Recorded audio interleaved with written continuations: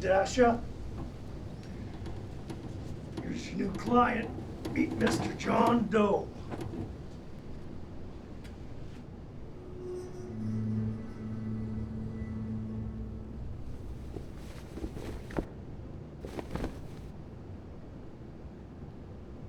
How come they didn't undress him?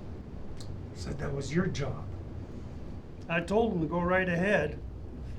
Obviously, they couldn't be bothered. Of course they did. Whatever. Thank you. I'll take it from here. All right. You gonna be okay down here by yourself?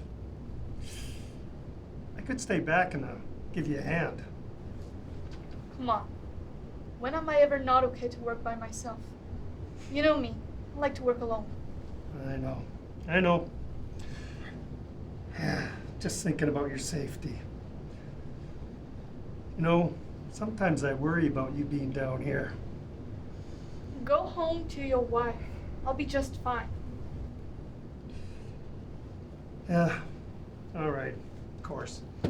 Gee, give me a ring if you run into any issues.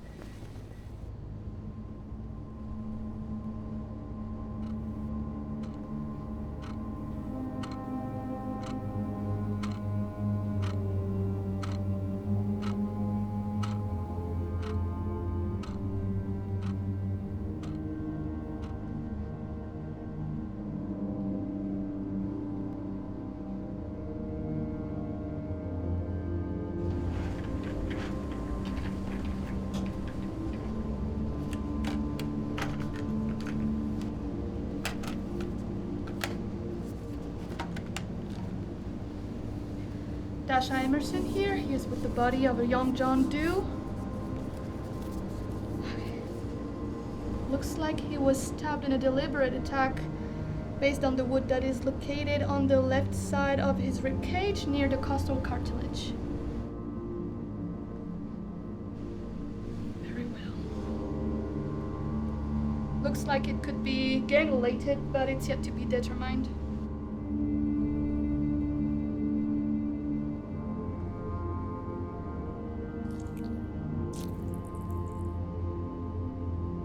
Looks like the subject's left subclavian artery is thicker than normal.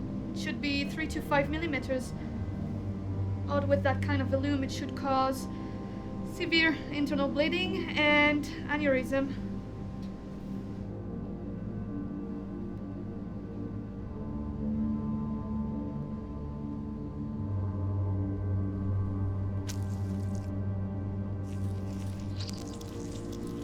The blood in the subject is dark, way darker than normal, and thick, almost like molasses.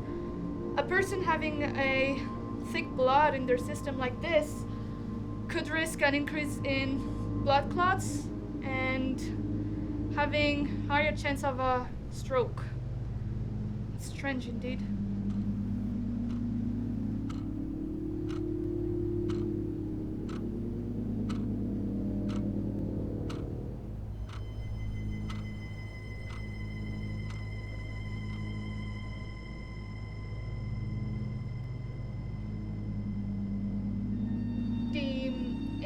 I had just made is closing up.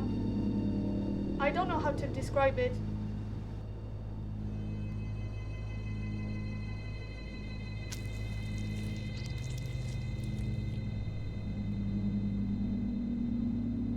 I just made another incision in the same area now. It is possible that I just not cut deep enough.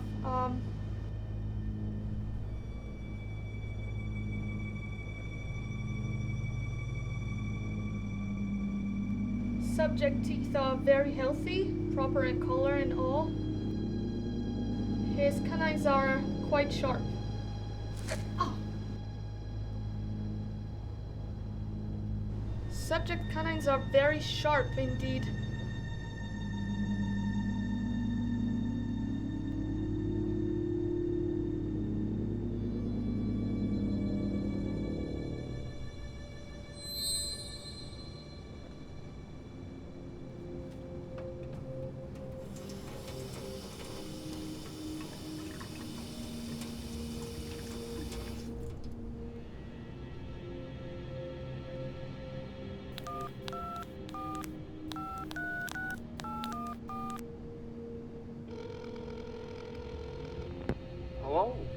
Everything okay?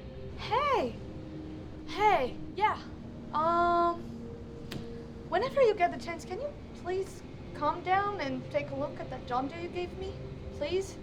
Why is that? Something wrong with the body? Well, I don't know how to tell you that without sound crazy. Please calm down. It's better if I show you. It's okay, I will. Don't worry. Just hang on. I'll be there in an hour. I just finished dinner with my wife. Oh, thank you. I appreciate it so much. Thank you. Okay, talk to you soon.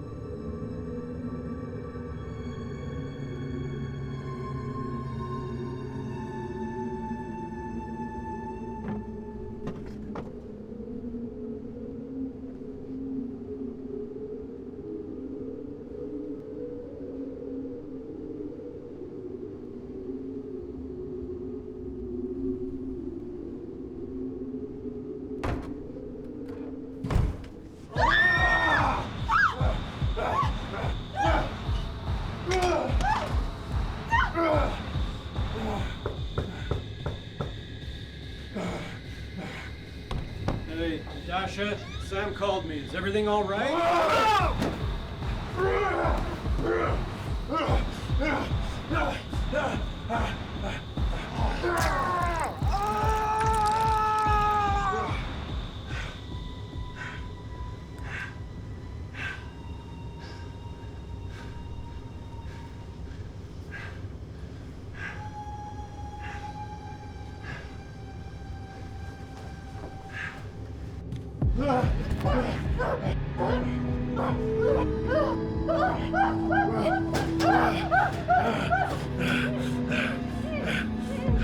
No, don't look away.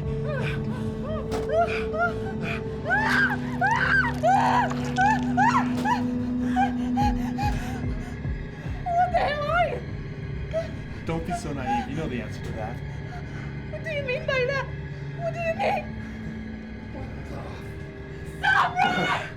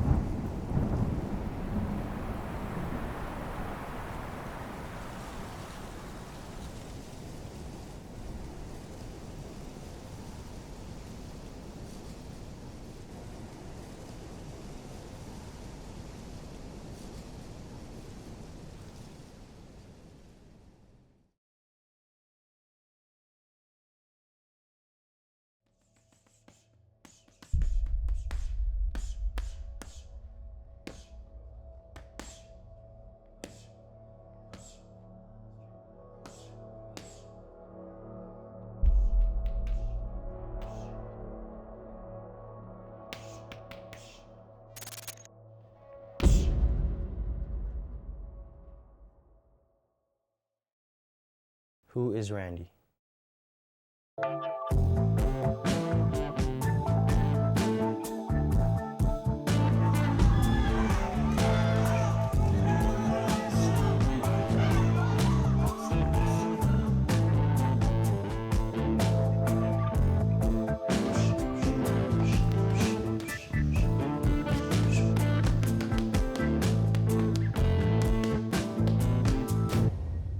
I am Randy Polinas Jr. I am an amateur boxer representing Team Canada from Calgary, Alberta. Those 2 losses really took a toll on me, especially on my mental. You know, I felt stuck, I felt lost, but you know, over time I just learned to accept my losses, and that my losses don't make me who I am. They don't define me, and that, if anything, they make me a better person. So those 2 losses really helped me learn a lot and helped me become the person I am right now.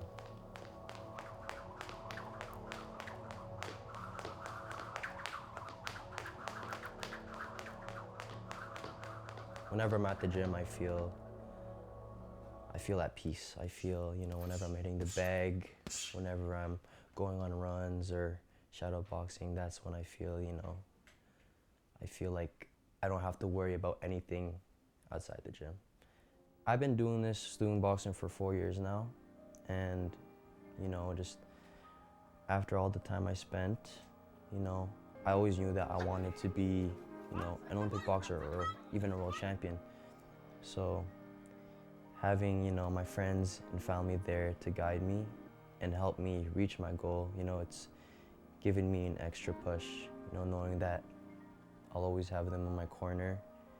It's a blessing, you know, even when times get rough, even when I'm exhausted from training, or even from, you know, stuff outside of training, stuff at home, just knowing I'll have my family and my friends, it motivates me and it pushes me forward. Being with my brother, I'm with him most of the time throughout the day. I think I probably see him the most. I'm with him 24/7. So, you know, just being with my brother, having, you know, my coach, my friend, especially my brother, just having him around me, it really keeps me grounded.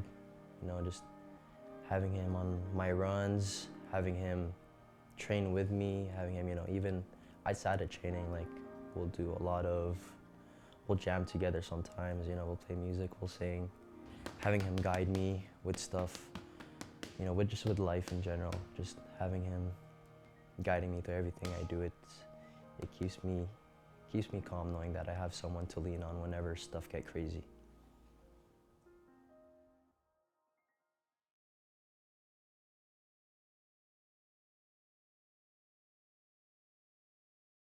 In the blue corner, from Quebec, Alexis Turbide.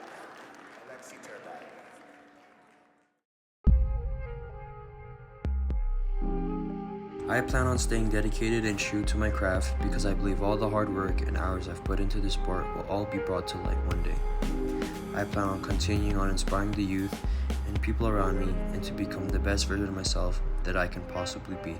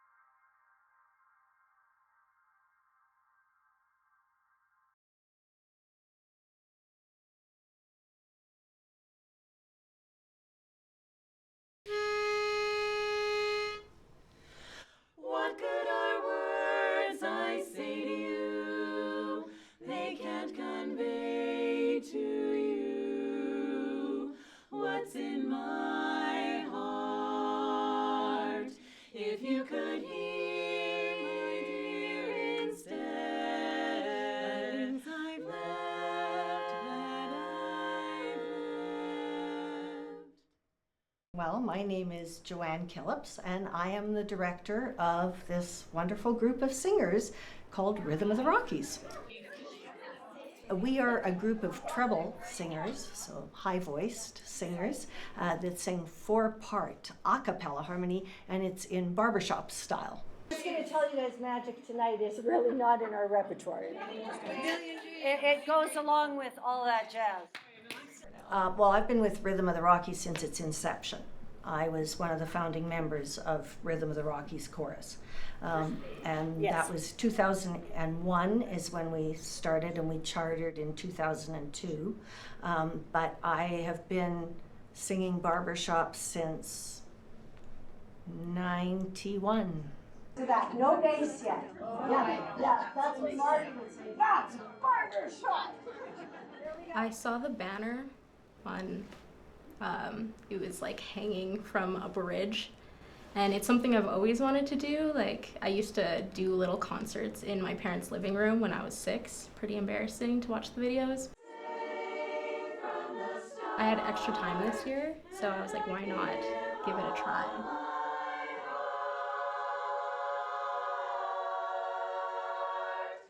Well, I used to work in a clinic. The lady in the office next door, she would just have these big binders of music, and I asked her about it, and she knew me quite well and knew that I liked to sing too. And one day we both had, we must have had a cancellation, I think, and so we had not much going on. So she said, let's sing. Afterwards, she said, you should come to a rehearsal. And I thought, oh, I'm just gonna come watch. And I did not know that I was at risk of being hooked.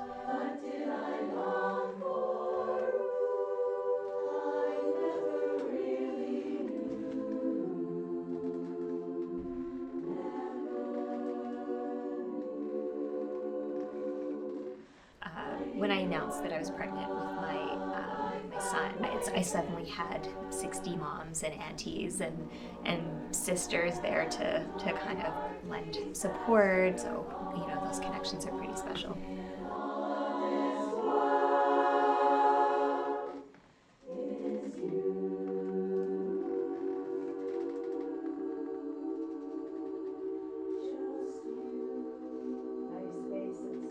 It made me feel like it's never too late to learn something. Just because, like I said, I really wanted to learn how to read music and perform. And I was kind of feeling like, oh, maybe I'm too old, like I'm 24. But it really isn't too late to start learning. I feel like they've taught me so much already. And a lot of them joined when they were in their 40s, their 30s. And they've been doing it for decades now. And I've come so far. So I can only imagine how much I can learn if I stick to it and stay with them for decades, you know what I mean?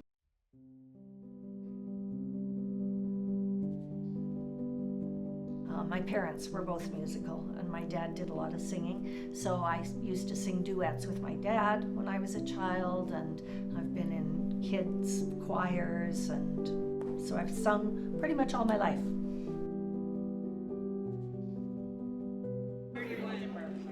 Measure 31.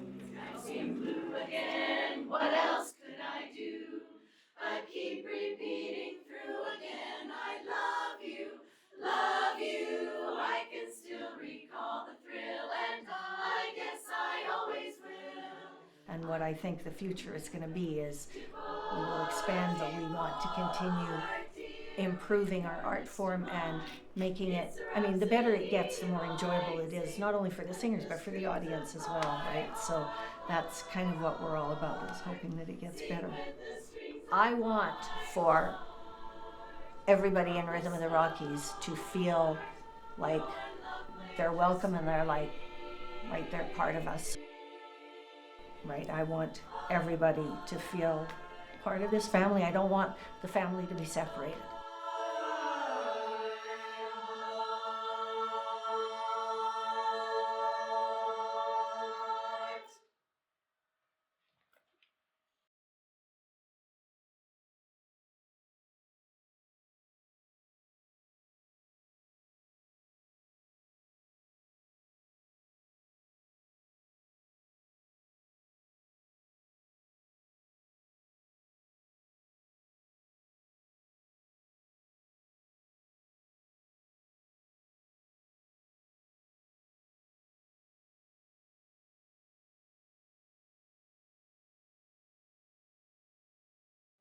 My name's Victoria. This is my first year teaching. I was a substitute last year, but this is my first year actually in a real class with my own students, and I am a grade 8 teacher this year.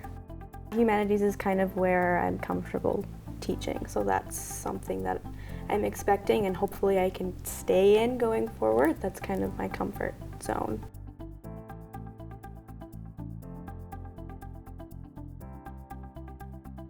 People tell you that it's a lot of work, but I think you don't really realize that it actually is a lot of work before you go into it.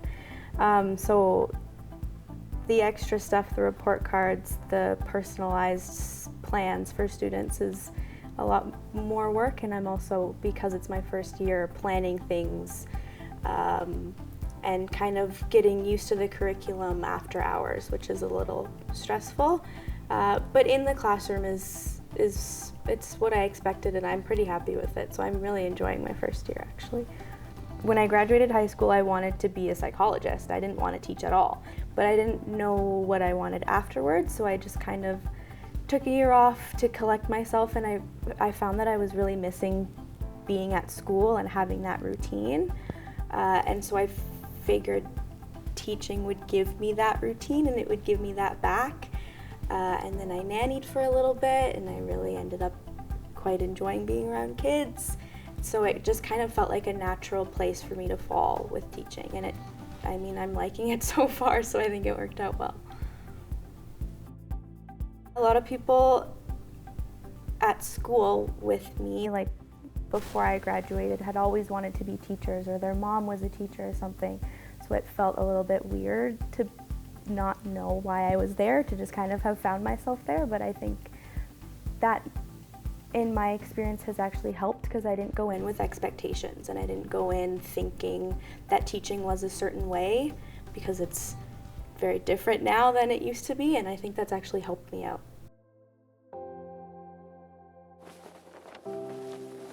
The school I work at it's really good. The students are really good.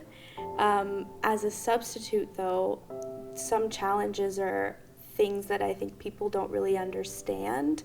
Like I would go to work with these lovely kids, and then I would sub the next day and I almost got stabbed with a pencil from an angry 6-year-old. And you hear horror stories of chairs literally getting chucked across the classroom.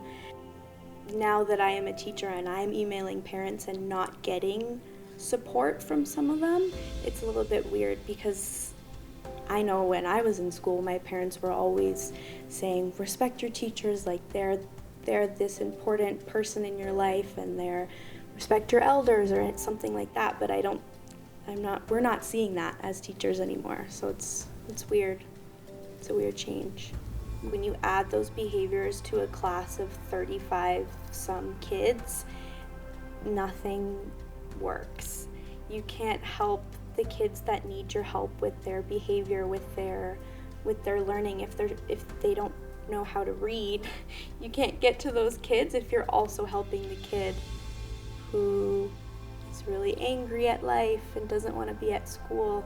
And you also can't help the kid who needs to be enriched and is thriving in grade 8 and needs to be pushed further.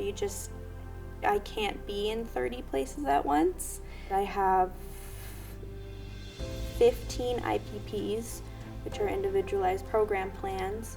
I have 12 or 13 students who are learning English as a second language, and I have 2 students on fully adapted programs across 2 classes of 30 kids. So there's a lot of diversity there, and there's a lot of students that are going to get left behind because I can't do that. It's definitely challenging to try and help those kids that really do want to learn when there are other kids in the classroom like actively trying to stop them from learning. And I think obviously it affects those kids as well that are behaving in those tougher ways, because there's a reason they're behaving that way. Whether that's something to do with their home life or something to do with their mental health, there's a reason they're behaving that way. And if you can't get to them or you can't solve that behavior, they can't learn. And that's, you know, that's the reason you go to school, is to learn. I think as teachers we have changed our outlook on teaching a little bit, some of us, and just knowing our worth a little bit more and knowing what we shouldn't be letting the system get away with. We're kind of standing up for ourselves a little bit. I actually got a number of emails from parents after we got back from the strike that had just said, we're here for you, like, we feel you, don't worry about anything in this classroom, like, is there anything we can help with? I did feel really supported by these parents. They're seeing why we went on strike. They're seeing that it can't stay like this. Once you get into middle school, they're teenagers and they know a lot more than you think they know. And I think they can visibly see the problems in the system. So it sucks, but it feels good that they can see that and that they want and encourage a change. I feel supported by my colleagues. I feel very supported by the school that I'm in and the community that I'm in. I think media sometimes gets you down. So I would say I feel supported by the people where it's actually meaningful. There's the idea that because the government just shut us down, because we just went back to school, that's it. But there's things going on, there's protests going on, there's support that we're getting in the classrooms, there's arguments and things going on with the ATA and the government that I don't really understand, but there are things still happening, and it's not this, it doesn't have to be this really sad ending where everyone hates teachers. It doesn't have to be like that, and I don't think it is like that. So yeah, I don't know, it sounds corny, but I don't think it's over. I think we're still fighting to change education for the better and to help these students and to help these teachers. It's not over, and I don't think it's going to be over for a long time. So I think we just have to keep fighting, and it sucks, but we have to keep arguing and we have to keep saying no and setting those boundaries. So yeah, you see all these negative posts about teachers and about everything else, and it sucks to see, but if you see those really good posts and those really supportive like mini protests or just pictures online, it feels so good, and it just reinforces that feeling that people, and I think the majority of people, do support teachers. There's a really sad and scary statistic where I think it's 1 in 5 teachers don't last through the first 5 years of teaching. It's a really scary statistic, and I feel confident after my first year, which is supposedly the hardest year, I feel confident that I'm in it. I do like it, I love it. I think I'm in it for the long run. I still am happy to go to school every day and see these kids that make me smile and unfortunately genuinely make me laugh. And I sometimes feel like I'm turning into a 13-year-old boy with the jokes that I laugh at, but it's just their humor keeps, I think, teachers afloat. I don't think you could be a teacher if you don't genuinely like hanging out with your students and with your class. If maybe I'm getting into it in a good time, maybe I'm getting into it in a time of change, that would be nice, hopefully.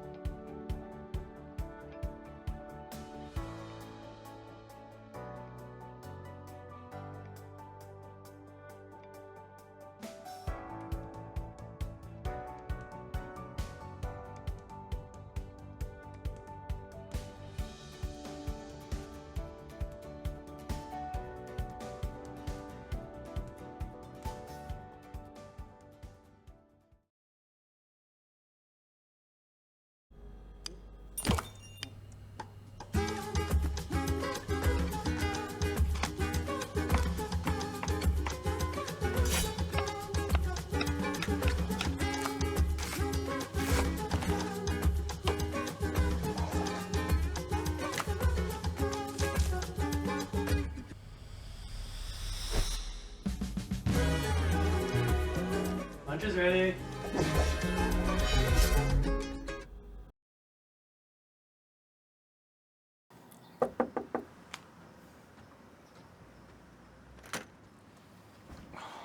Hi, how are you doing today? I'm fine, thank you. My name's Eric Smith, and this is my companion, James Hi. Pryor. We're just going around the neighborhood today to share a brief message about Jesus Christ and what's brought peace and purpose. I'm good, man. No, thank you. Not today. Oh, well, we could to offer a brief message about Jesus Christ if you've got some time, but we could.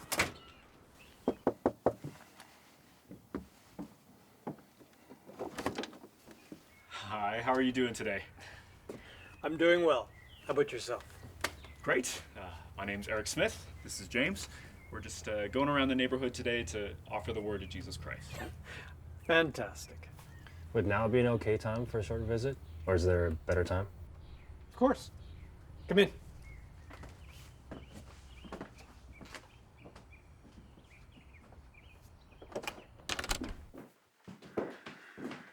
Take a seat. Make yourselves comfortable. Oh, thank you. Can I get you some water or some juice? Well, that's all right. Thank you.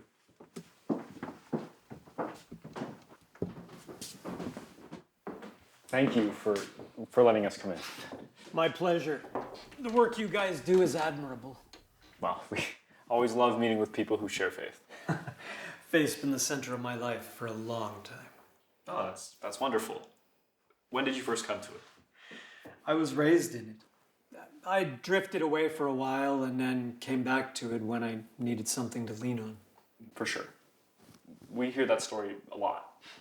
For us, that's one of the things we believe in. God finds people when they need him the most. Christ is very personal that way. He's not distant, involved. Absolutely. For us, that belief has shaped everything. And can I ask you something? When you pray, do you expect an answer? In one form or another, yes. How do you know it's him? I wait, I listen, and I feel. I used to expect answers right away. I was young, vulnerable, desperate. I remember one night, maybe 20 years ago, I stayed up till sunrise praying. I wasn't asking for much, just something. Weeks later, I found myself sitting in a church I hadn't been to in years. No prayer, no expectation. And I felt it, clearer than anything I'd ever known. Not relief, not answers. Presence.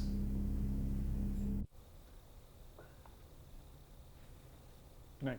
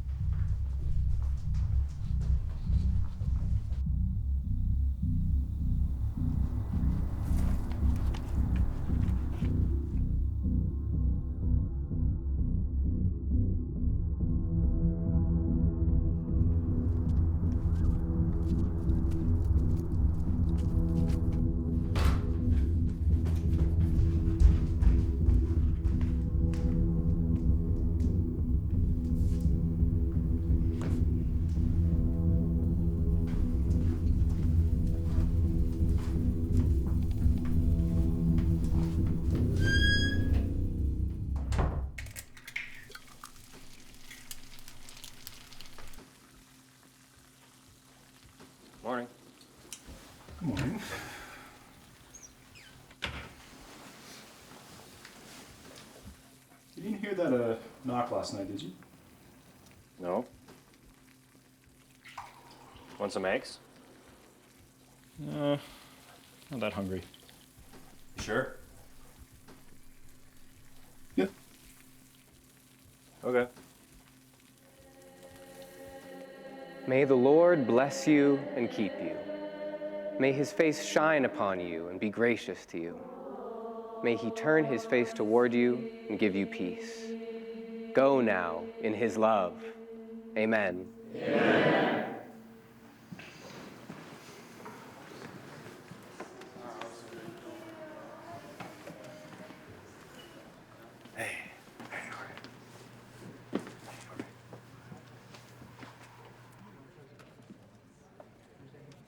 Eric, James. Hey, how are you?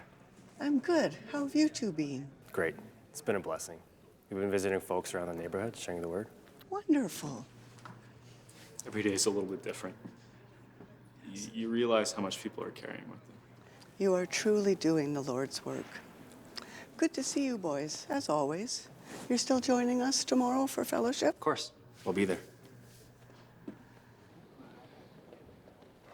Hey, I'm gonna stick around and talk with Pastor John, but I'll see you back at home. All right. I can wait with you. No, it's all right. I'll be back for dinner. Okay.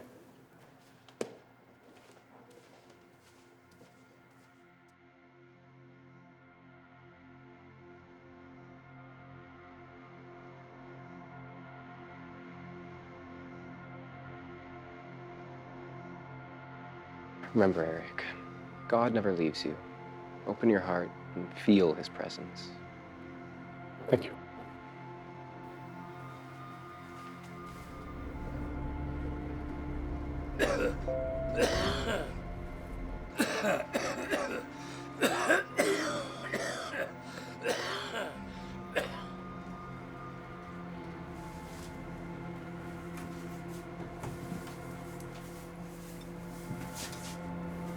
He's a devil.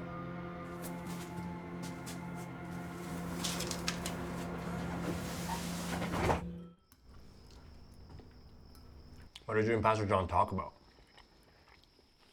We read over some scripture. Which ones? Proverbs 3, 5, and 6. Trust in the Lord with all your heart. He shall guide your path. Good night. Get some rest for tomorrow. Yeah, good night.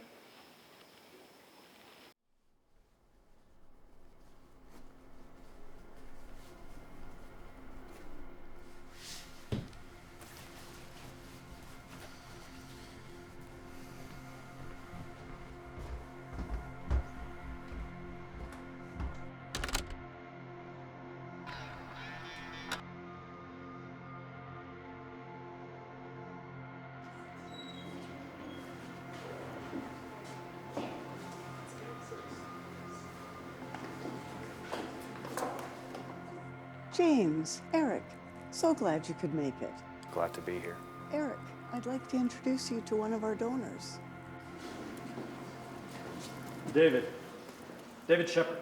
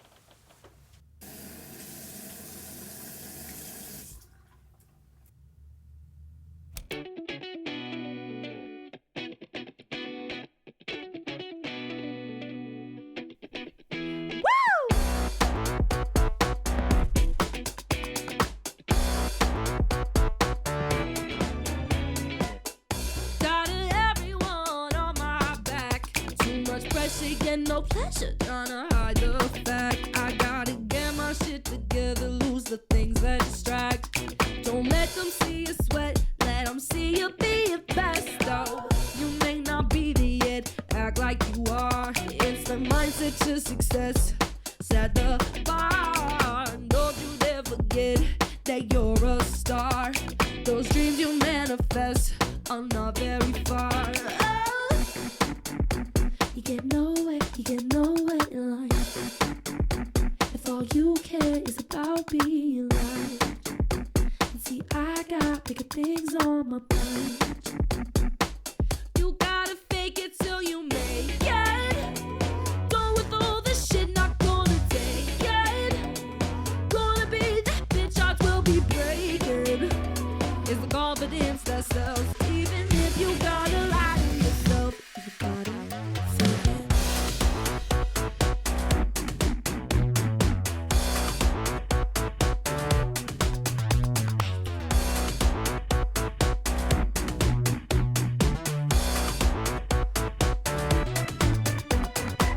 Ain't got the damn to give, I'm going up soon.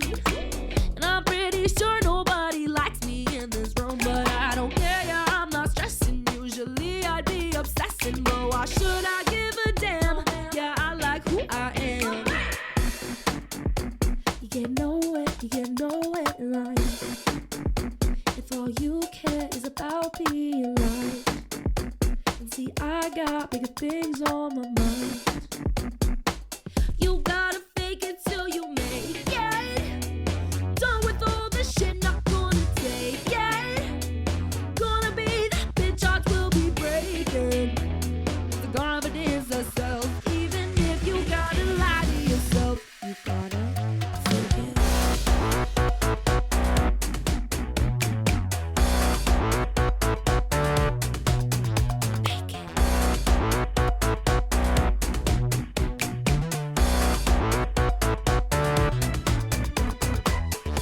Come on, get on down, it's your sound. Find your ground, don't listen to the Debbie Downs. They all say the same thing.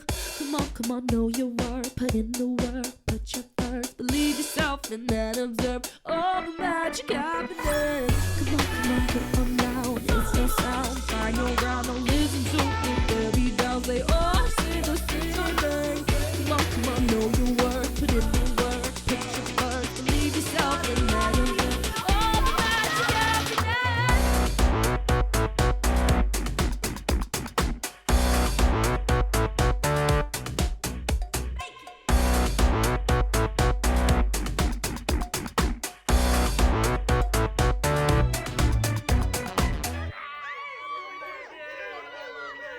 Get on down, it's your sound. Find your ground, don't listen to the Debbie Downs. They all say the same thing. Come on, know your worth, put in the work, put your first. Believe yourself and then observe all the magic happening. Come on, get on down, it's your sound. Find your ground, don't listen to the Debbie Downs. They all say the same thing. Come on, know your worth, put in the work, put your first. Believe yourself and then observe all the magic happening.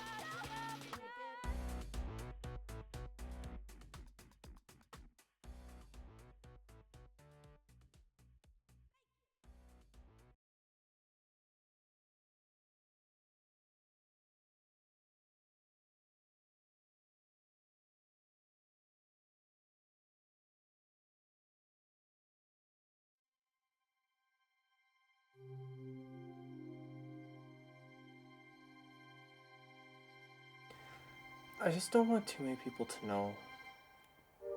I've only told a couple of teachers. That's fine, dude. You get to decide when you're ready. It's not up to anyone else. You're right. I'm proud of you. Dinner time! I gotta go. My mom's calling me. I love you. Love you too.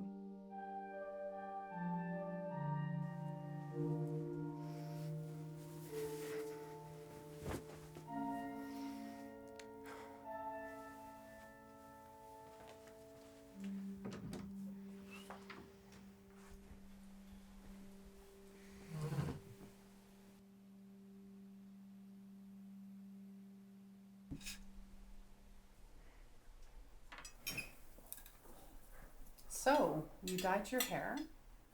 Looks unnatural. Doesn't look like you. I like it. Got a call today. The school's telling me that you're not liking your name and you want to change something. Well, What is it, Jamie? Did we do something wrong? No, Mom. It's just... And who are you hanging out with, and what are they telling you to make you think like this? It's not right. Isn't normal. No, you guys just don't understand. It's not like I'm being indoctrinated or anything. This is who I am. We know who you are. We raised you. I'm still the same kid. This isn't who you are. Being a teenager is hard. I know you're confused. I know who I am. I wish I knew what they taught in those schools. Okay, Dad, just calm down. Don't want to hear it, Ryan. Why can't you just be like your brother? He never had any problems of this kind.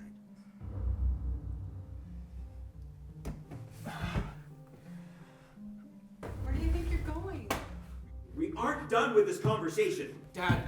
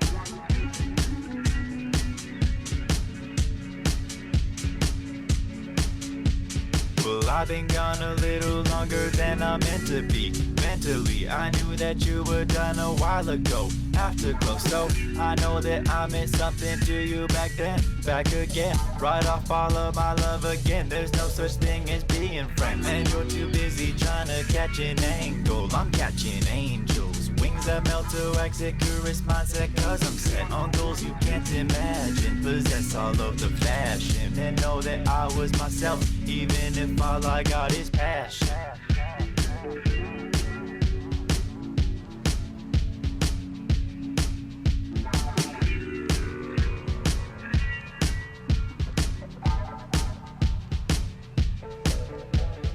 rushing, I'm crushing. This new girl got me blushing, but everything comes crashing when there's no room for discussion. See, this'll be my comeback, knowing that she won't come back. Gave her everything I had and she still hopped up out my hatchback. I'm too busy for your phone call, put me, myself, and I above all. Daylight was onto something, got myself if I got nothing. Won't stop for red lights, old fights, new nights. Plead the fifth like yeah right, I wave away my own right. Got sick of half commitment, so I quit paying attention.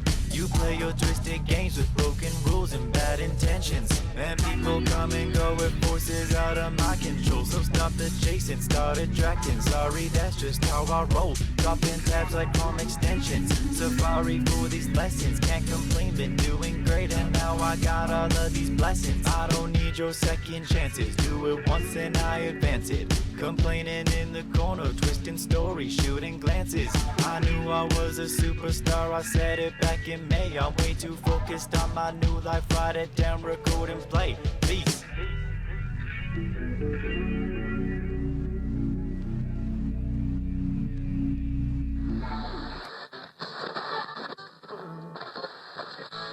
Oh, Sunshine Angels by Lancey off his latest album, Eastbound. Don't you dare touch that dial, because we've got more music coming up next.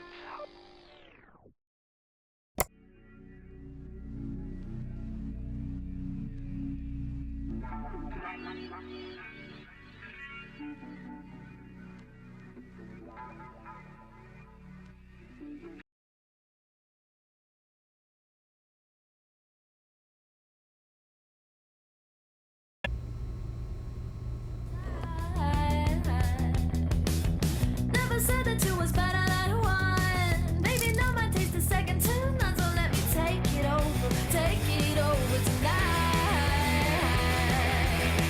Find another baby, I'm so bored. Take the hint, my baby, oh my lord. 1, 2, 3. I'm sick of it, sick of it, sick of it, hard can't hide. Sick of it, sick of it, sick of it, hold my mind. I'm an entertainer and I make music for people who can't afford therapy is the big one I do, is music for people who can't afford therapy. We're like an alternative scum pop band. The shy friend saying to be cringe is to be free. I think we want everyone to be free, but I think there's a sort of special place for anybody who has felt like an outsider. I think if you came into one of our shows for the first time, I'd want you to feel comfortable and safe. That's why I always try to make sure that I focus on accessibility at our shows. I bring free earplugs to every show because concerts are just too dang loud for me. And I try to live stream our shows whenever I can as well. Just because some people can't go out to shows all the time, or, they have anxiety, they don't want to, and they just sort of want to catch the vibe before they go out and see one.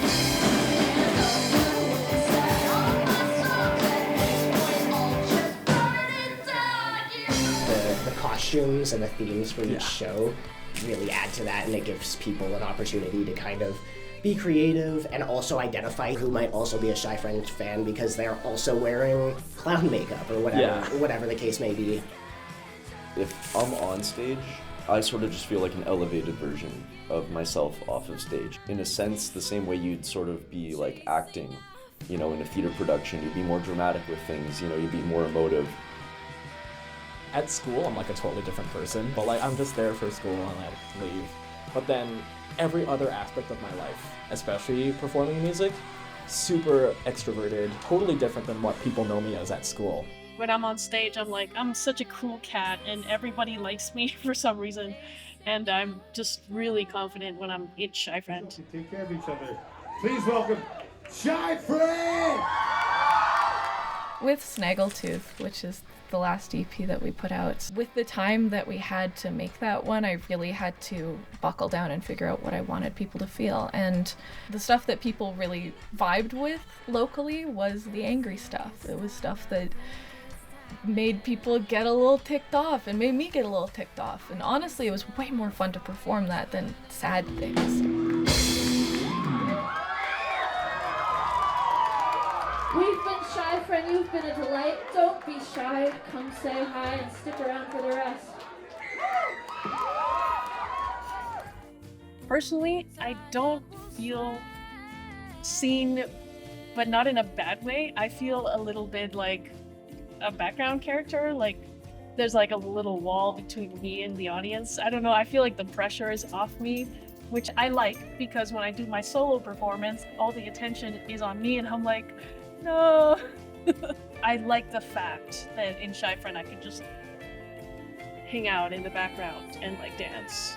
And no, like people will look at me, but not as much, I think. I hope. I feel like sometimes when I'm on stage, I sort of feel like compelled to prove myself in a sense, right? I think it's easy to get into this mentality, you know, you see so many other bands, you know, online, you've listened to all these other bands, and I feel like I want to live up to certain preconceived notions, you know, about playing live, and I think the number one way that I can get into my head sometimes, you know, if I'm gonna make a mistake, it's because I'm worried about, you know, how others will perceive me, and I think it's been hard for me to shake that.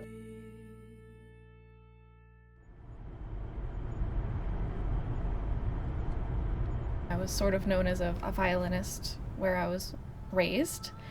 I moved to Calgary to hopefully pursue a degree in classical violin. When I first moved to town here, I really messed up my hands. They were already kind of messed up from genetics. That, alongside with a super quirky car accident, made my hands kind of useless. From that point onwards, I kind of had to pivot. I had to figure out what I was going to do that didn't involve using my hands to make music, which is not comfortable if that's all you know. When I started doing live shows, I didn't want to show my face. So I put on a ski mask, a neon green ski mask. I really, really relied on that mask to make me feel comfortable so that I could just establish how I felt before anybody had a chance to judge me first. I mean, I think when I wrote FOMO, it sort of changed things for me, where I realized that this could be a thing that I could do, and that it felt like I had to. It wasn't an option anymore.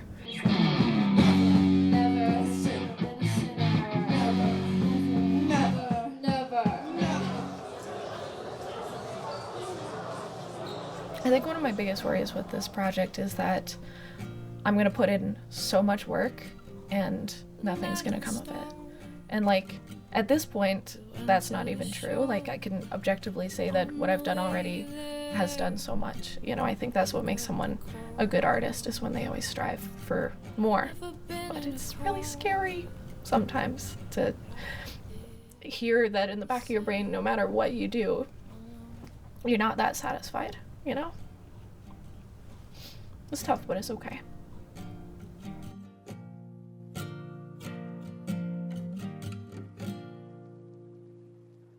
The act of being perceived is a very scary process, you know, having that expectation of being in front of people and being seen is a lot. We are cringe as a band. Shy Friend is cringe.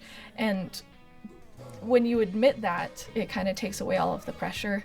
A lot of the times my own personal insecurities kind of fall away when I'm like, well, no, if I'm already saying that I'm cringe, then I don't have to worry about looking bad. I have extreme anxiety before going on, but I know as soon as after I play that first note, it is extreme confidence. I can't keep overthinking everything. I can't just keep thinking about where my hand's gonna go in every song, because that's not gonna actually happen during the song when we're playing. You get the practices in, you work with the people, and you learn how to rely on each other, and you learn each other's cues and that kind of nonverbal communication, and it just makes everything so much easier.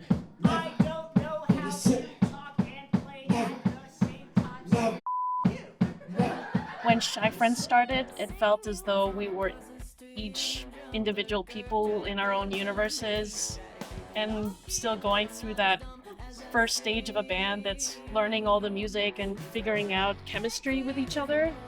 But that chemistry has really solidified over the years, and it's become this flawless amalgamation of friendship, chemistry, and the fact that we dress in themes. It makes us all look like we're part of the same wild party.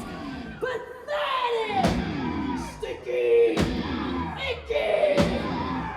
No! go on tour this summer, which it looks like we're going to, you don't want to be stuck in a van with nightmarish people for that long. So for most people, it's two separate things. And you can't really do what you love with people you enjoy. Being able to do that with this group is like really something special. I mean, a big thing that I struggled with before Shy Friend was who the heck I am. I didn't know. I mean, most people don't when they're, you know, fresh out of high school or whatever.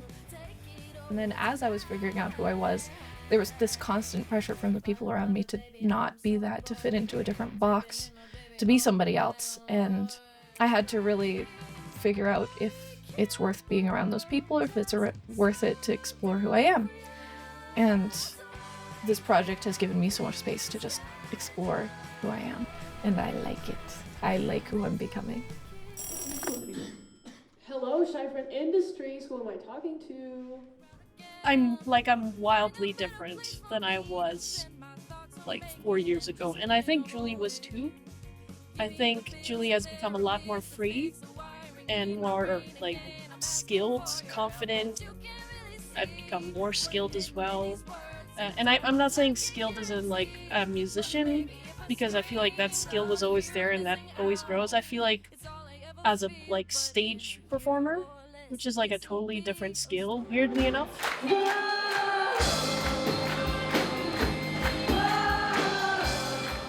I think there's a lot of parts of Shy Friend that are really awesome and cool and at the same time very, very scary and intimidating. And one of the big ones is being seen.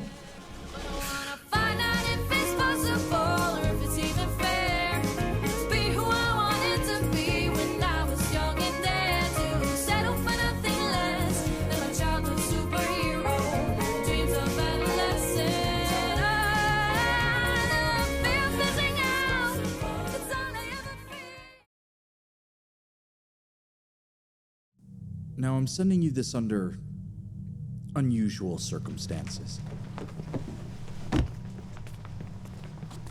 You shouldn't even have this, but thinking of Layla.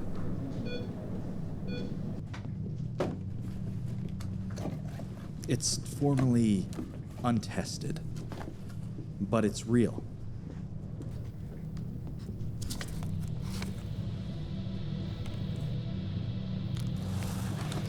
It lets a physician connect with the comatose.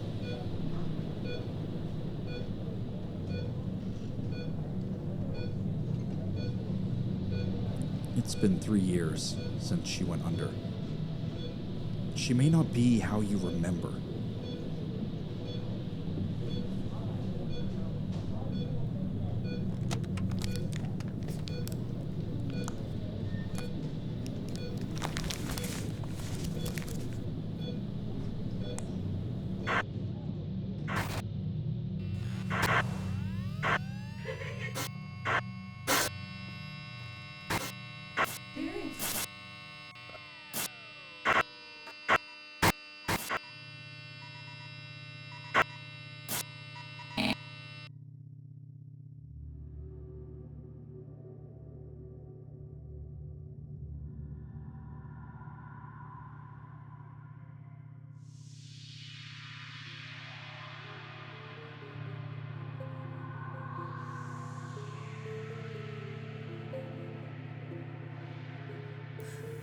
There he is. Layla. It's...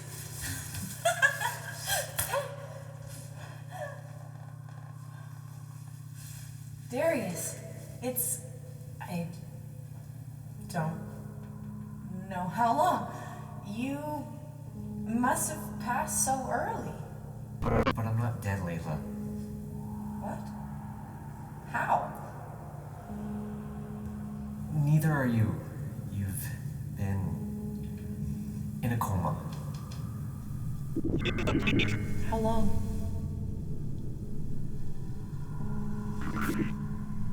Three years.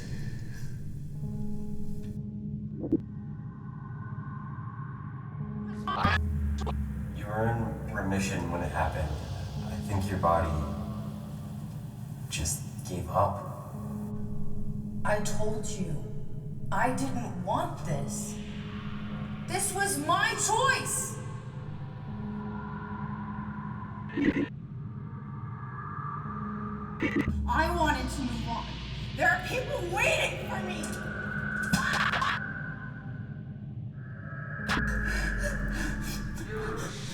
Unplug me. What? No, I can't just unplug you out of nowhere. It hurts! It hurts so much and it's not stopping! This is my life. You don't get to decide when it ends.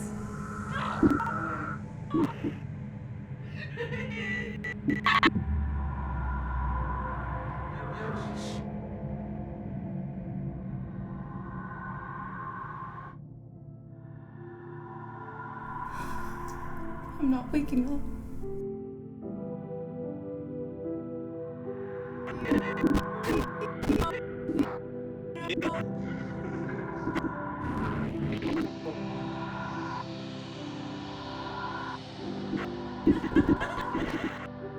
You're all I know, Layla.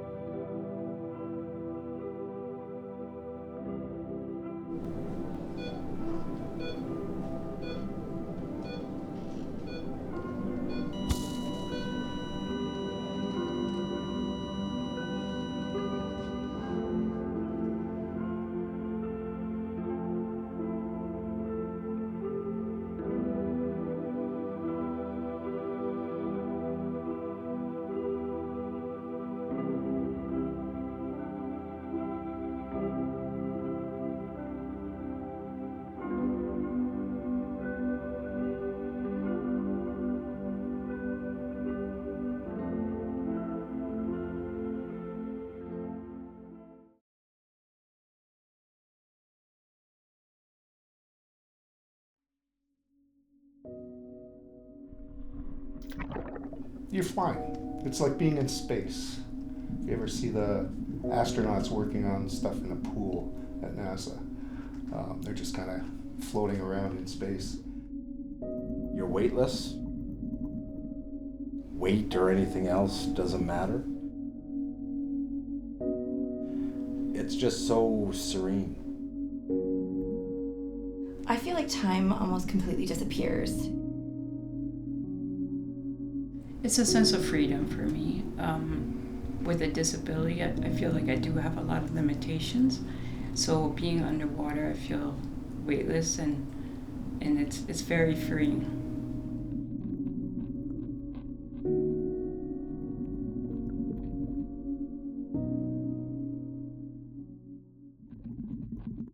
My name's Ron Nelson. I'm one of the owners of Generation Wave Scuba. Scuba diving is just like it sounds, scuba, self-contained breathing apparatus underwater. You basically get a pressurized canister of air and you go underwater and you breathe like you would normally on Earth. It's a huge part of my life. I was diagnosed with panic and anxiety attacks, and underwater is my sanctuary. There's no cell phones, there's no spouse, there's no kids, there's just you and what's underneath the water. Water therapy is amazing, especially nowadays. Everybody's so stressed out with the economy, politics, whatever, to where you actually get an hour under the water to where you have nothing but what you see in front of you. So it's very calming. It's very mentally stabilizing, so then you can get your thoughts back and what have you. Plus there's a whole other realm underwater that we have no idea what's under there unless you go.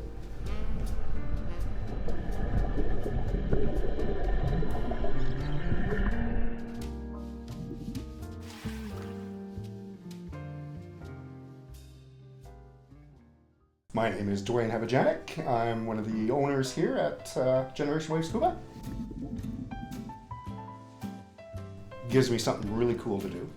I have been able to travel to so many different places on the planet to go and check out different dive sites and meet different people. So that's probably the most important thing to me, is getting out and meeting people and getting to go places.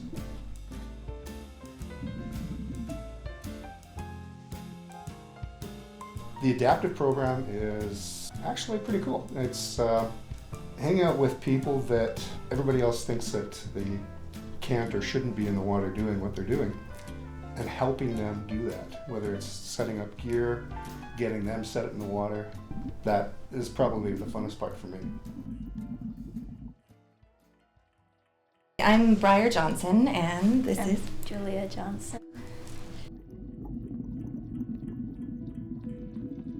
So I actually do have a connective tissue disorder, and so I found that getting the preparation in and out of the water can be a little bit difficult, but I feel like time almost completely disappears. You can go from having the most busy mind and you get underwater, and for the first time you have to make every decision wisely and mindfully, and so you start bringing in the practices of mindfulness that you wouldn't otherwise think about in your daily life, and it gives you an opportunity to step back, slow down completely, and just exist without time.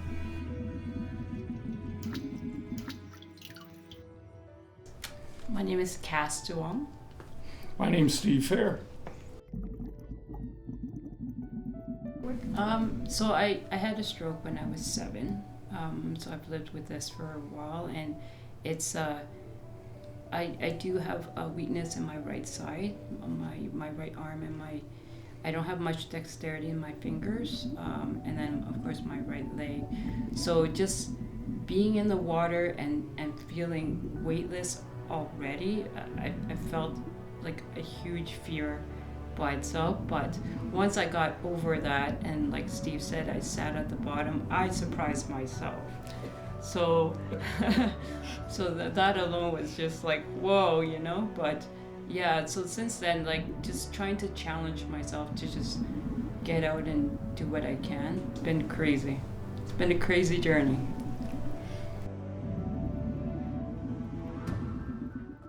But I would imagine that people would think that just because you have a disability, you're incapable.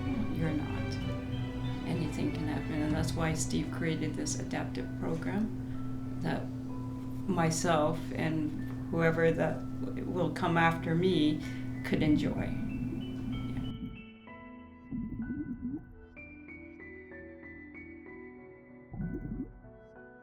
It's a sense of freedom for me.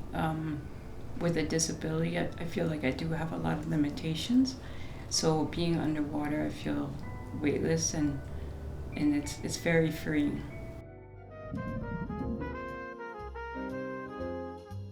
I've been scuba diving for a long time.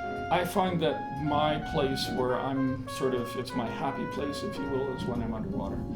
And I find that it's a great stress buster, because no matter what you're doing, whatever is stressing you, there's no reminder of it underwater. It's such an alien world.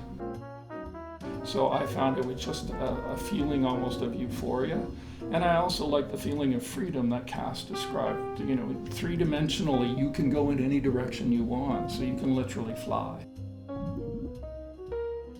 I also do find for able-bodied people, they often do have that perception of people with disabilities maybe not being capable, or, you know, is it safe, and all those sorts of things. And I have to, spend some time just to get them to understand that usually the limit when you have a disability is your mind, not your disability. I would say with the adaptive side, it's more on the line to where the students have always been told, no, you can't do this, you can't do that because of this or because of that.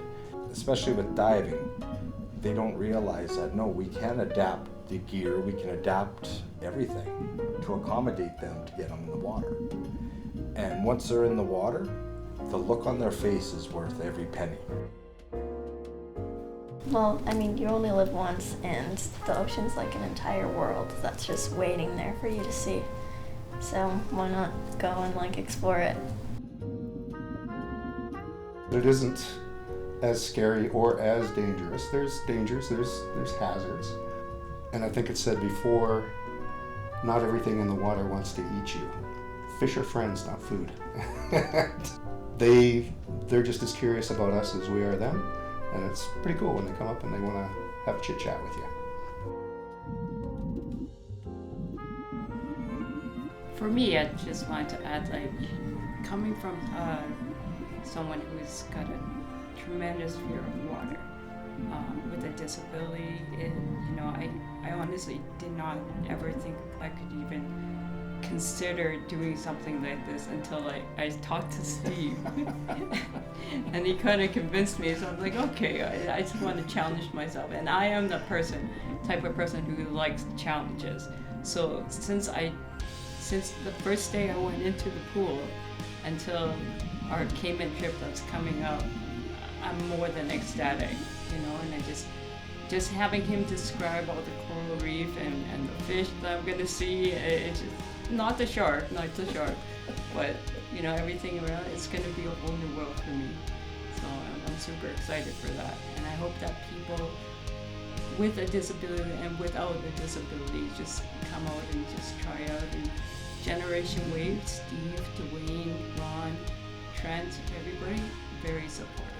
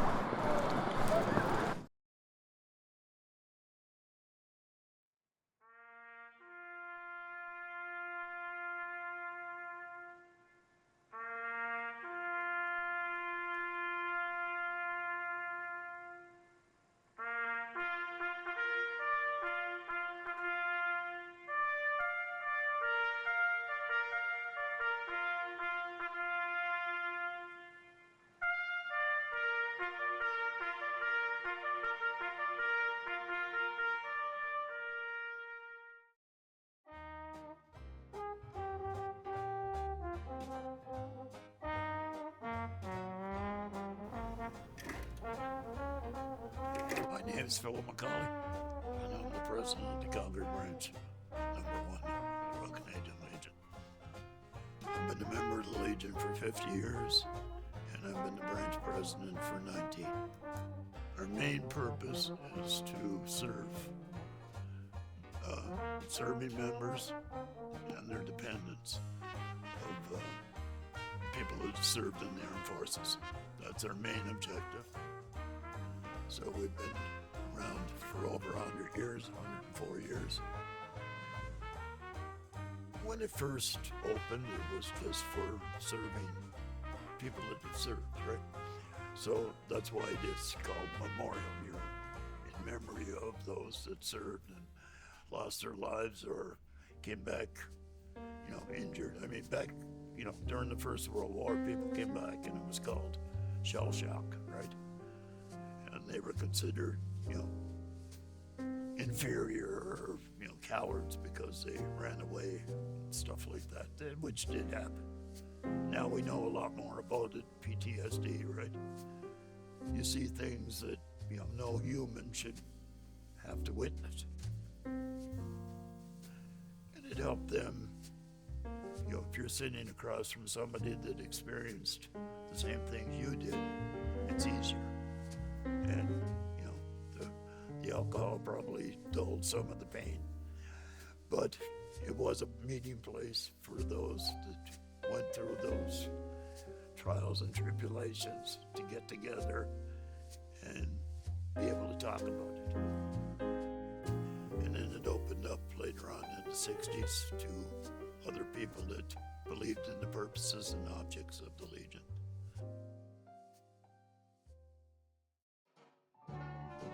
My name's Vince DeLeo. I originally was a member back in 74. My Hi, my name is Phil, and I've been a member of this Legion for many, many years. How many days? Several, since I was 18. I'm Wayne. I'm a member for 50 years. That's it. My dad got me in the Legion back in, like you said, 74. And since I've been here, all these guys have been basically my family. Yeah, it's been pretty good. For me, it was my dad. He fought in the Second World War. He was Navy, so Legion has been a huge part of our family life. Well, it's the same thing here. I mean, we grew up, it's all Navy, all the time. So my dad, my brother, my mother brother, it's all Navy. It holds a lot of memories and, some of the things we used to do back in the day when we were more active, when we had a lot more members. Yeah, when I started coming here, we'd come here on a Friday after work, and this place would be packed. They'd have a band up there, people would be dancing. That's the memories I remember from, and that's not long ago, but things have quieted down a bit. Back in the day, like I said, at one time we had almost 6,000 members. So now we're a little over 400. And of the 400, we're lucky if, like I said, a good day, 20 of them show up. The other challenge for us is obviously you're dealing with a building that's 104 years old. So the roof, the emergency roof repair got done, so there is no more leaking in the building, but the roof has to be completely replaced. The estimate that came back to us is $350,000 plus. It would be heartbreaking to see the building gone and some apartment buildings put here in its place or whatever. The biggest challenge is to bring more people in the door. We need new blood.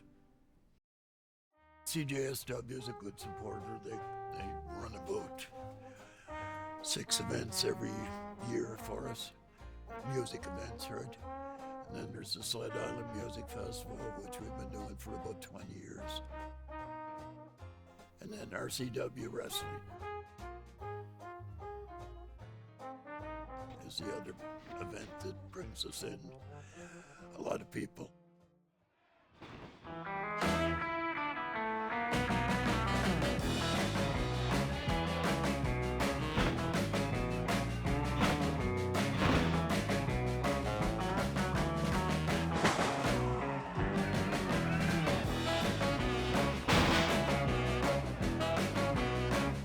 Washchuk. I am the owner, promoter of Real Canadian Wrestling here in Calgary, Edmonton, all over Alberta. I'm also a president of the Northern Legion in Edmonton. Right now you're looking at D. Dwight Davis. And I'm Ronnie Davis. I represent Hard to Kill, half of Hard to Kill right here. The crowd here is amazing. They're everything for us. Real Canadian Wrestling and the Legion of partners for having the whole time we've been open. And especially being in this building here is one electric magic to have. So yeah, like this Legion is wrestling, and we are what the Legion stands for, tradition.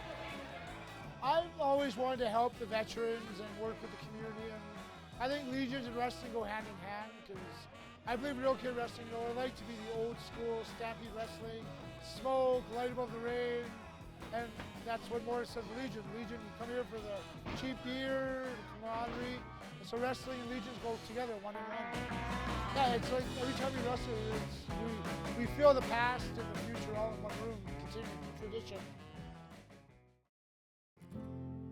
If this building was gone, it'd be losing a part of Calgary.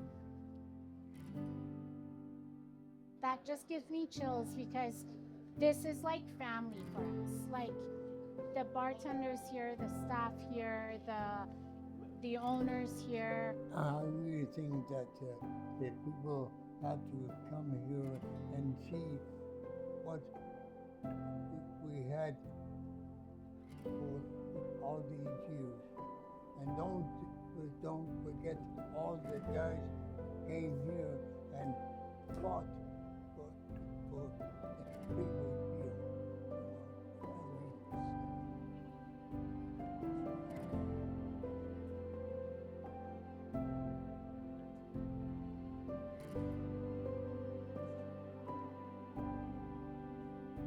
We need new blood. We need younger people. There's very few on my executive right now that would be capable of stepping forward in a position. People that come for the events, I would like to see more of them get involved with the Legion itself, not just to come for their special events, whether it be wrestling, whether it be Sled Island, whatever. It would be nice to see some of them take on a responsibility inside the Legion because they use it right. And right now, anyone that can join, as long as you, the little thing over the bar there pretty well tells you what our main objectives are. I think would be nice to keep it alive, even if it is only for the community events. At least it's a gathering place for people to come, enjoy the history of it, whether we're around to show it to them anymore or not. But I think something like this is something worth preserving.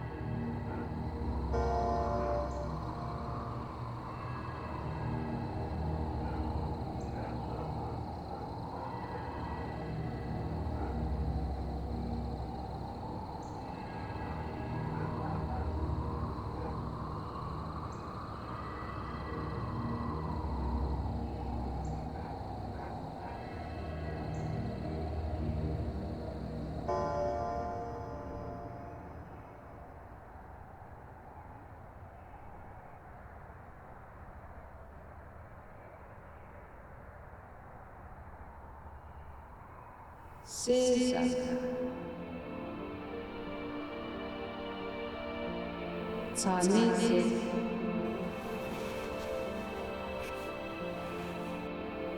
Cadaverum.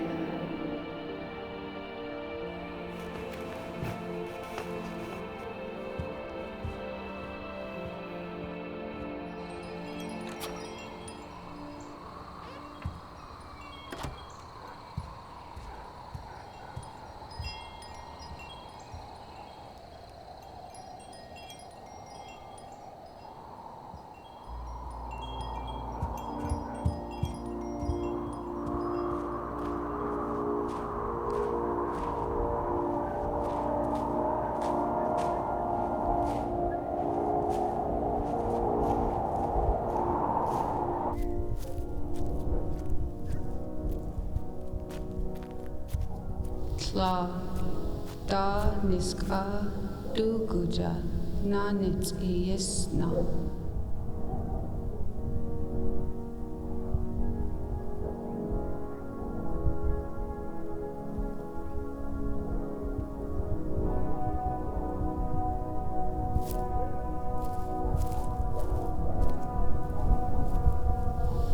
Astada na isnehe ida nenato astako.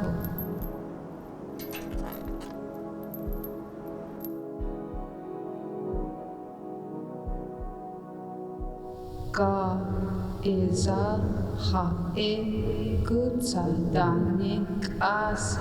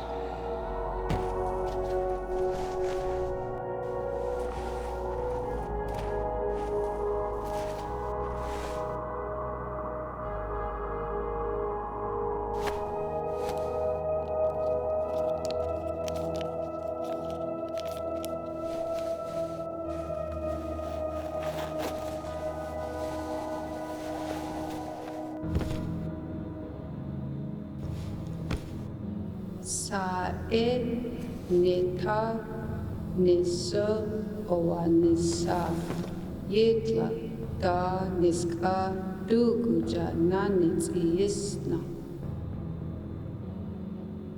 Nata ase deseahe. Nagusha chiche medasa gumisetai. Na gushahe asko negus ane kanitahe.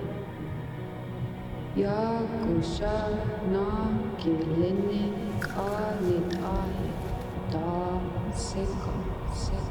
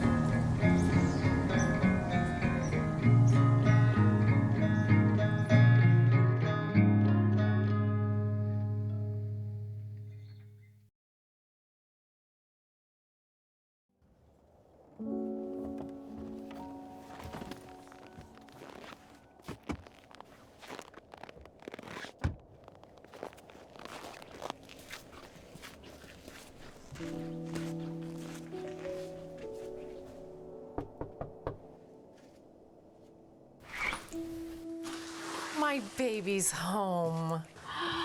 Oh, I've missed you so much. It's good to see you, Mom. I missed you too.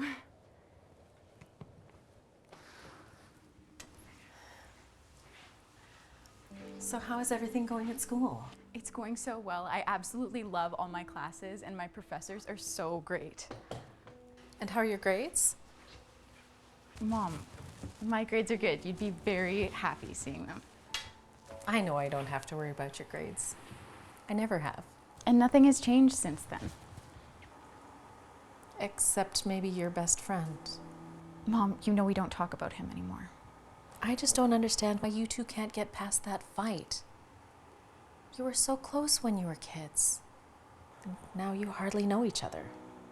Yeah, well, now we think it's better if we're separated. And I don't have any plans of changing that anytime soon. Well, what? Nothing.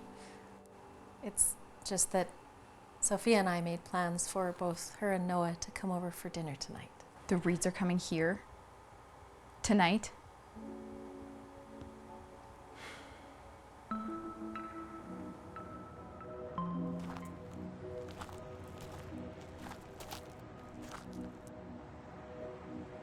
So that's it? You're just gonna throw me away like I'm nothing? After everything?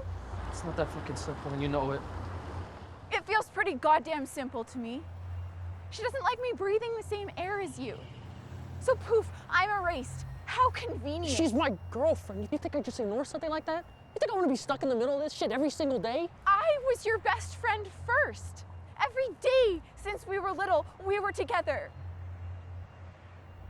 I was there for you. When your dad died, I stayed.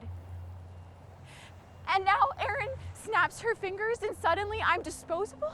Stop acting like I wanted this. My dad just left. Packed a suitcase and vanished like we were trash he could leave behind. You promised you weren't going anywhere. You lied. I didn't lie. Every time I'm with you, she thinks I'm choosing you over her. Every time I'm with her, you look at me like I've betrayed you. I can't keep doing this, Brooklyn. You are choosing right now, and you're choosing her. Erin said, if I don't cut all contact, that's it.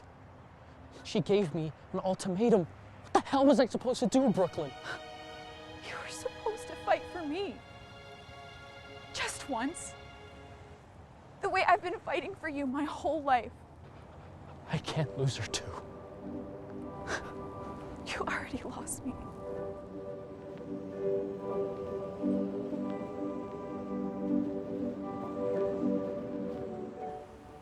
I'm gonna go unpack my things before they get here.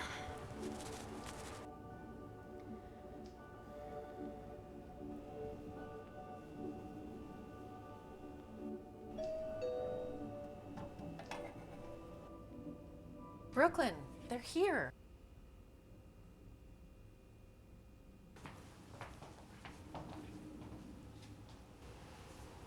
Are you ready? If I said no, would it make a difference? Remember, just give it a chance.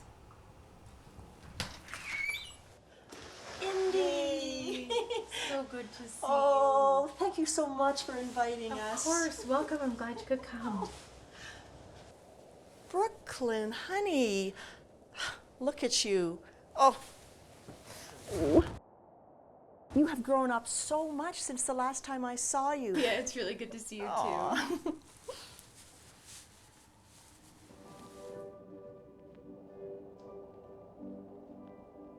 Hey. Hey.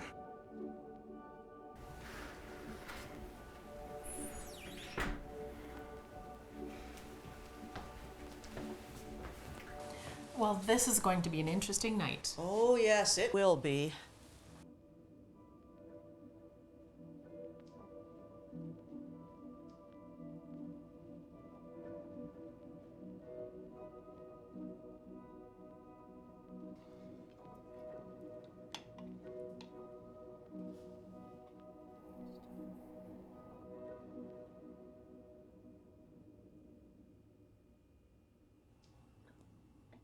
So, college treating you okay?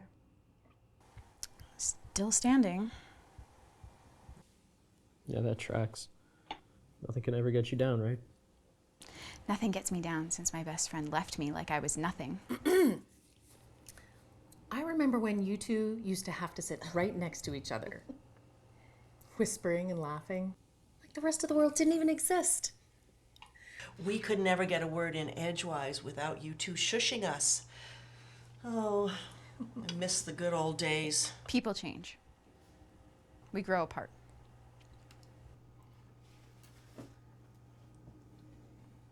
So Noah, how's Erin doing? Oh, right. Didn't she cheat on you right after she made you ruin our friendship? No, maybe she wouldn't have given me an ultimatum if you weren't so clingy all the time. If I wasn't so clingy? Really? That's what you're going with? You were the one who vanished the second my dad walked out on us. And you just disappeared. No calls, no texts, nothing. Look, there was a lot of stuff going on, okay? I had a lot of shit on my plate. I was there. Okay, yeah, you were there. But at some point, it's like I had to ask for your permission for me to breathe. I never asked you to choose me over her. I would have never put you in that position. Okay, that's enough, you two. We don't want to listen to you bickering and fighting all night. It is so sad to hear you two fighting like this. Like you're trying to erase an entire lifetime of friendship in the blink of an eye. You two just need to remember the moments you're always there for each other. And how good it feels to always have someone by your side. Remember? After Dad?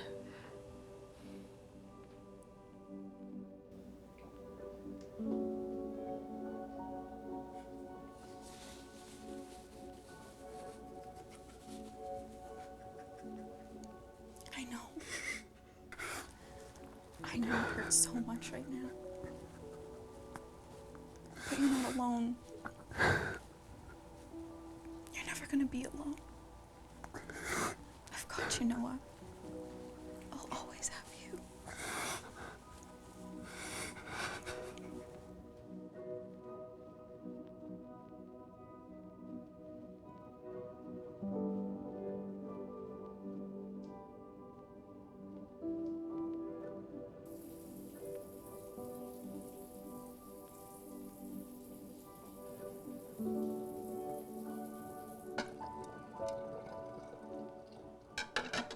You know, for what it's worth, I think about that night a lot more than I should.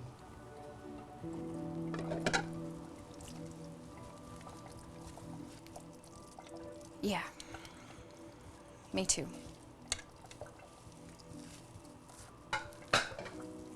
I hated myself for leaving you.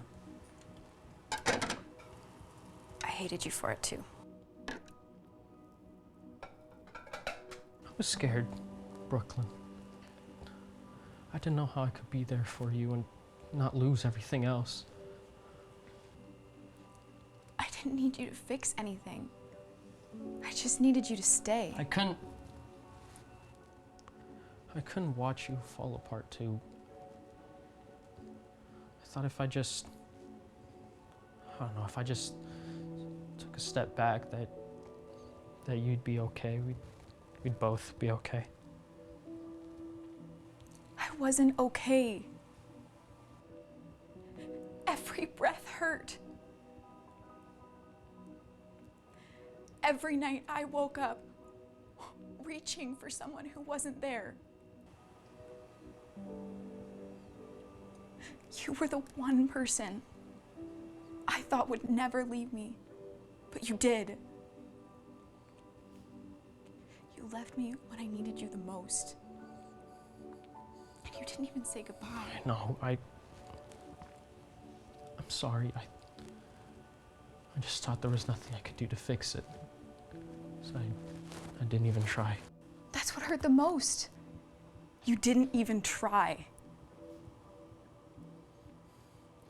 I missed you, Brooklyn, for every single day over the years.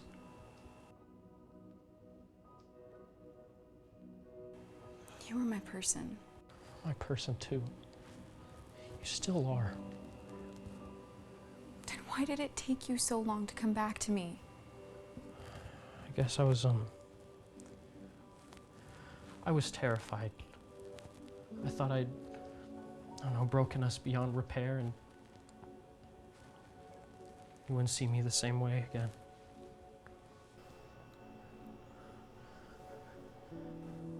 I'm so sorry, Brooklyn. Sorry for letting a high school relationship get in the way of us. For every night you cried alone. I cried a lot. I know. It pains me I wasn't there to hold you through it.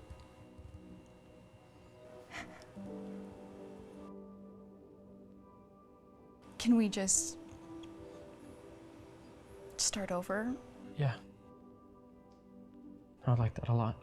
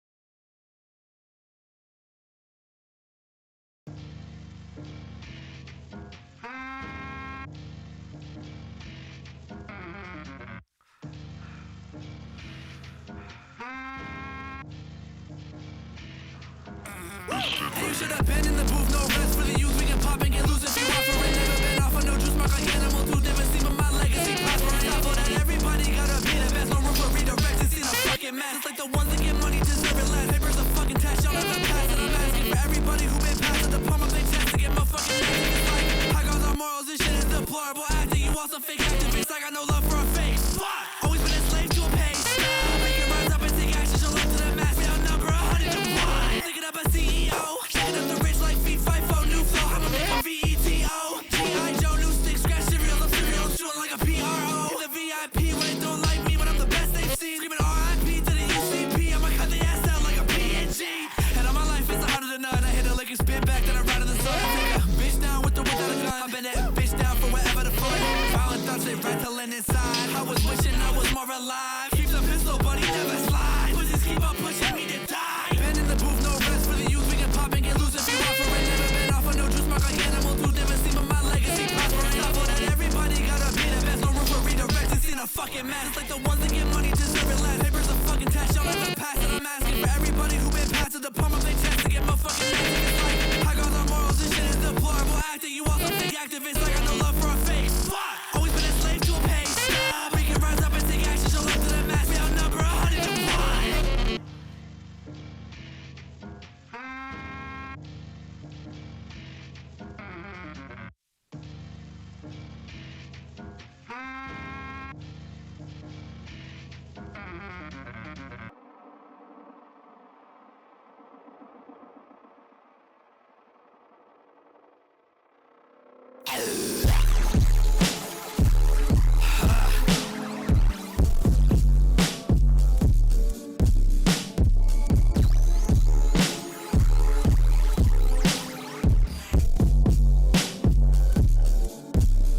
Bitch, I'm going up. Hot for the adrenaline, I'm not the fucking kid that any one of y'all be messing with. I'm meddling with words, that's rappers. I'm addressing, say it with my chest, man. I stand on those messages. Who the fuck is you? I'm a middle face kid with an attitude. Step up to the plate, I got something to prove. I'm catching W's and W's and W's, man, I can never lose. The whole city wanna be like me. High stand notorious, no B.I.G. It's R.I.P. to anybody thinking they can step to me. No RNG, I calculate the words I speak. I know you taking a liking, this energy infectious. I'm prime Mike Tyson, I pull up and I wreck shit. The lines I run, I'm sicker than infections. Said he got tough skin, pierced like injections.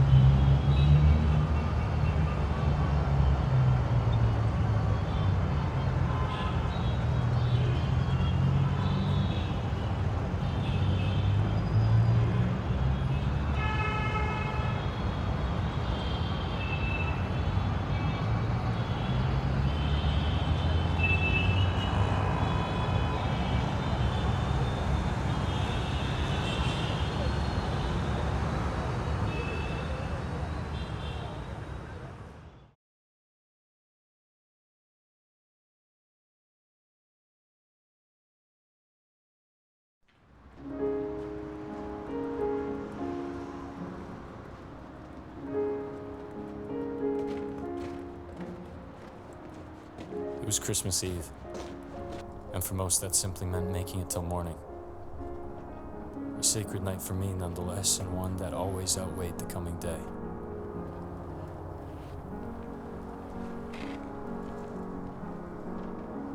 First on my naughty list is Lima, my oldest friend. I visited a few weeks ago with the intention to scout the house for tonight, figure out who would be home. But I was surprised when Lima told me he had been feeling depressed. After doing my best to talk about how I deal with my loneliness, he seemed to be in better spirits.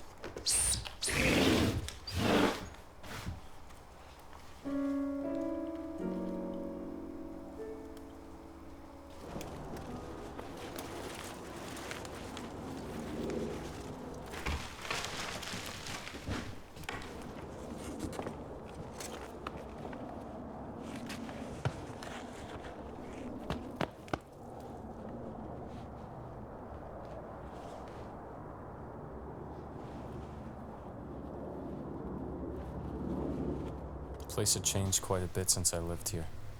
Only 2 of my old roommates remained. Will's another good friend. The light spilled from beneath his doorway not because he was awake, but because he fell asleep with them on. It was the least of my worries.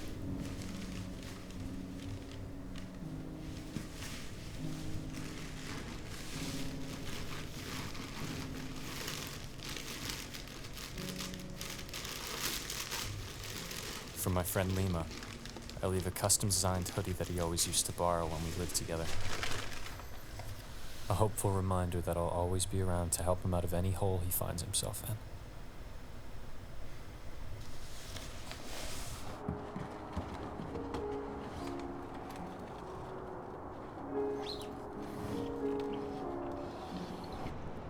I have a particular disdain for this holiday. Retail stores pump out plastic wrapped in paper only to be torn and thrown away. Then I must present a present to satisfy expectations while the tree slowly withers and dies in the corner. No. No, I will not participate. I will simply remove myself from the experience altogether. Create my own tradition, my own Christmas.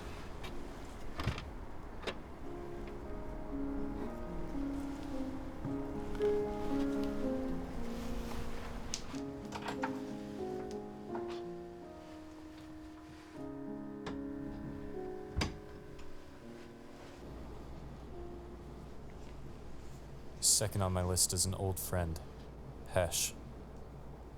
We had a falling out when we were younger. Something stupid.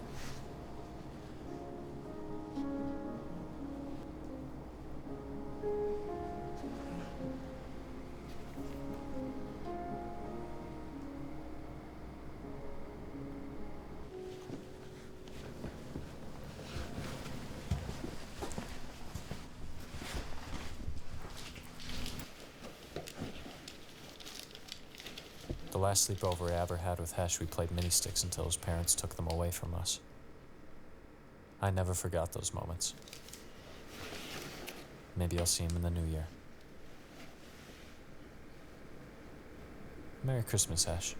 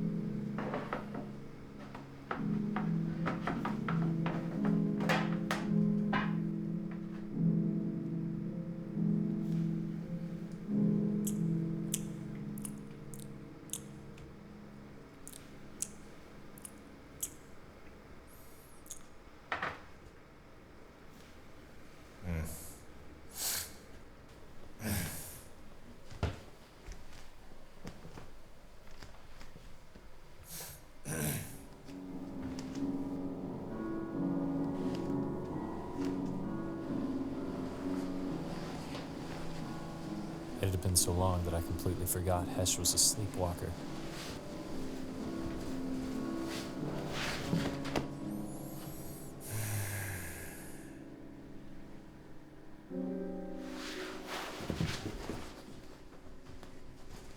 I'm glad he didn't wake just now. If I knew who he was these days, I might have tried it. But I don't. So I didn't.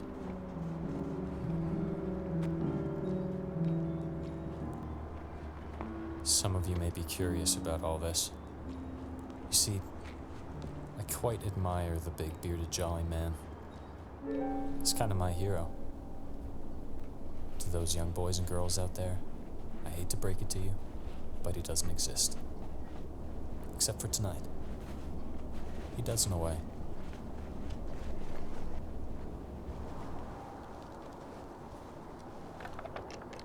I've always wanted to disarm a Protect alarm system. I found this device in my dad's shop. It keeps the outgoing signals echoing endlessly inside it. Believe me, if I could go down the chimney, I would.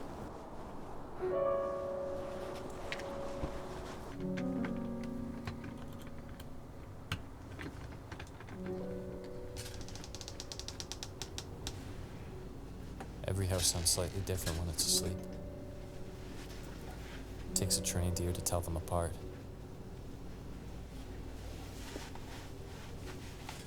Or at least those that spend a significant amount of time in silence.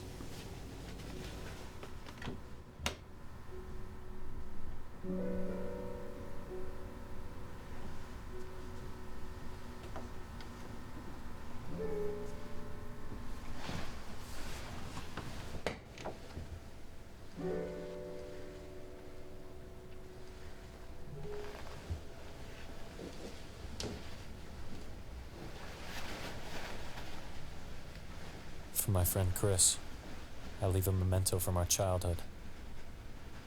One that I know will give him a good laugh. I'd tell you what it is, but you wouldn't get it.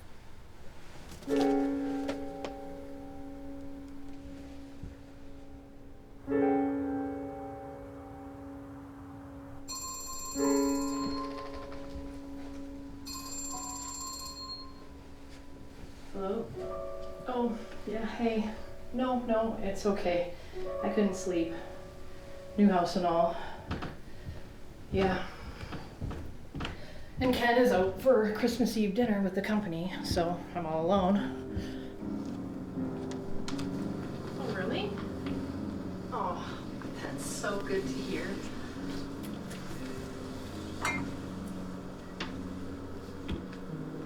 Yeah, we plan on doing the whole family Christmas morning thing tomorrow too. Yeah, I'm really thankful that I got the tree set up and all. And we got lots of really great gifts. The kids are gonna be so happy.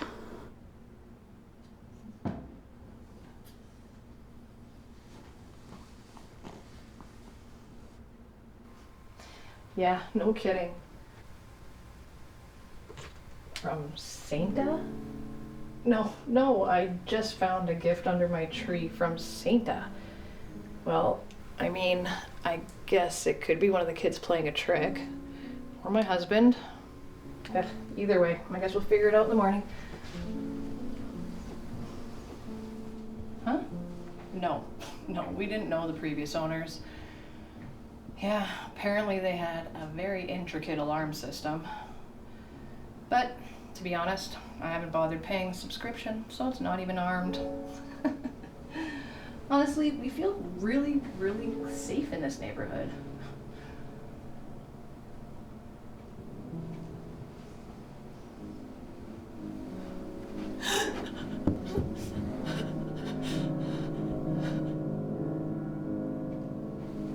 Oh, God.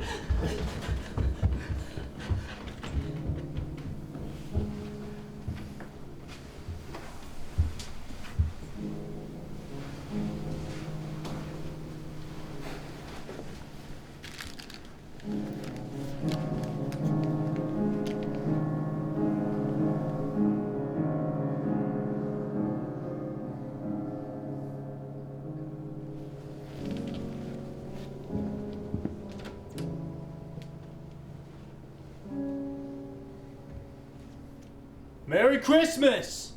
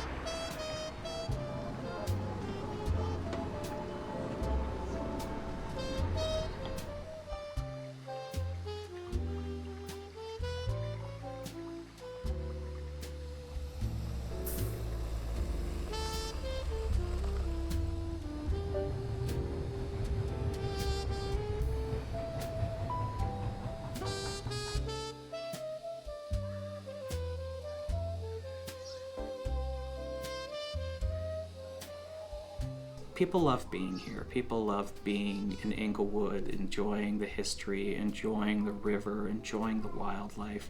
It's just got such a magical mix of those things.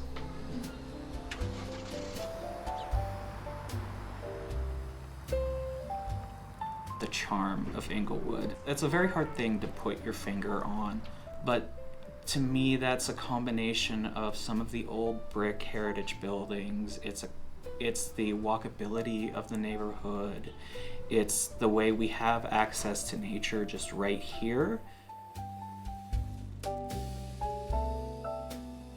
What really struck me early on when I moved here was it was almost like a tiny town within this broader city of Calgary. People knew each other. Neighbors go out and talk to each other. And you have folks that have lived here multi-generational, and we have folks that have been born and raised and lived in the same house, and they're now into their senior years, and they're very passionate about the neighborhood and what it brings for them.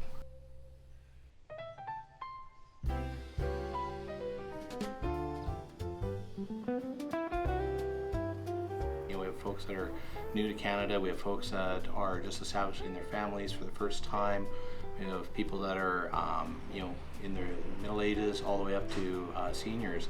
And also different economic classes. We have folks that are at every stage of their life, and when they come together, and this community just is an amazing support mechanism for each other. We have a really good turnout of several hundred folks that are actively involved in volunteerism and helping out and helping their neighbors and helping the community. So the kind of folks that are here are the ones that want to see better for themselves and their community.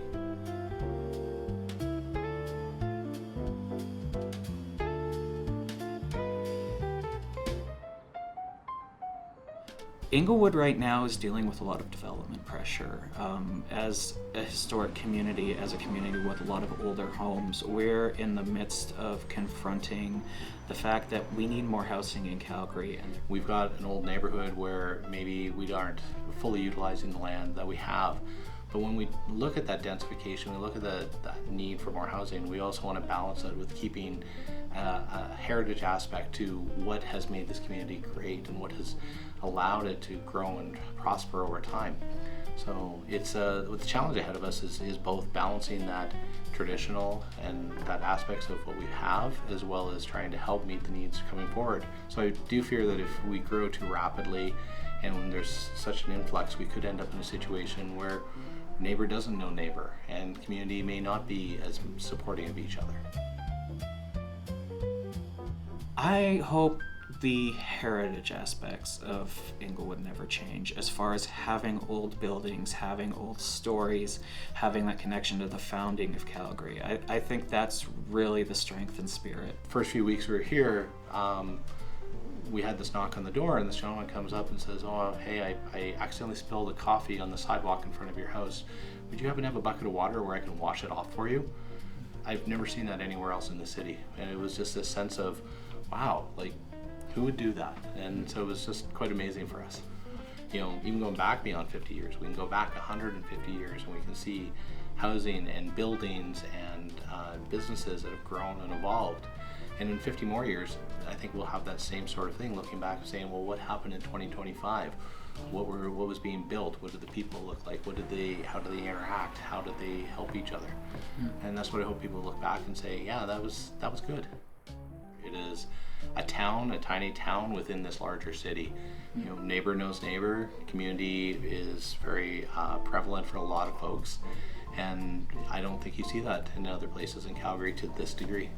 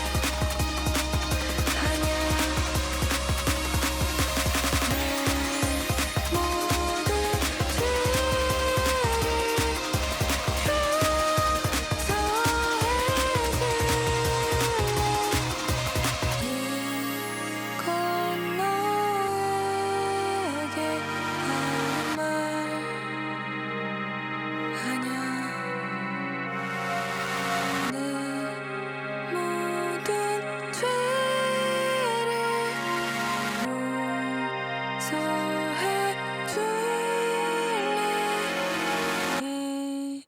이건 나에게 하는 말이야.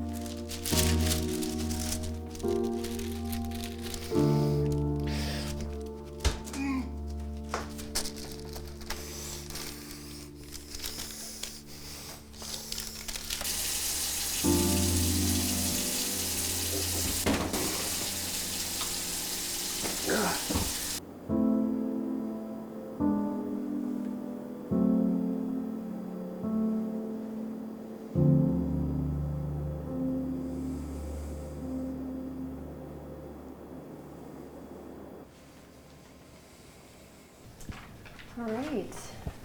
We'll keep you on the same medication you've been taking. Sound good? All right. See you in a couple weeks.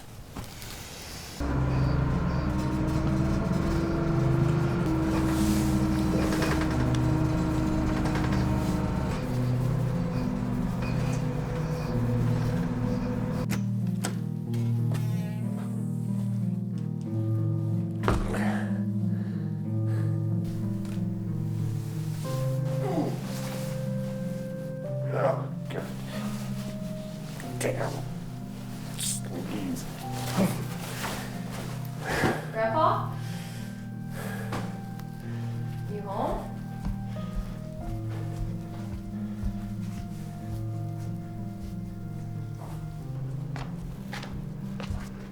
How's the doctors? Sorry I couldn't come. I had my midterm today. Did they say anything? Grandpa? Same as before, nothing's changed. Could you hand me the remote? Yeah, sure.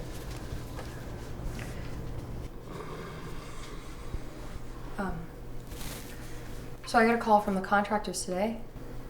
They were wondering if you'd finished the plans on the house so they can continue. Yeah, okay, I'll get to it. Okay, I'll get to it. Grandpa, it's been a year. They're not gonna stay on the project forever. Well, then get rid of them. No, Just I fire know, I them know. all. I know you're good. They know you're good. They just need something, okay? A first draft. Forget about the goddamn house. Screw them all. I'll build it myself. Okay. I'll tell them you need more time.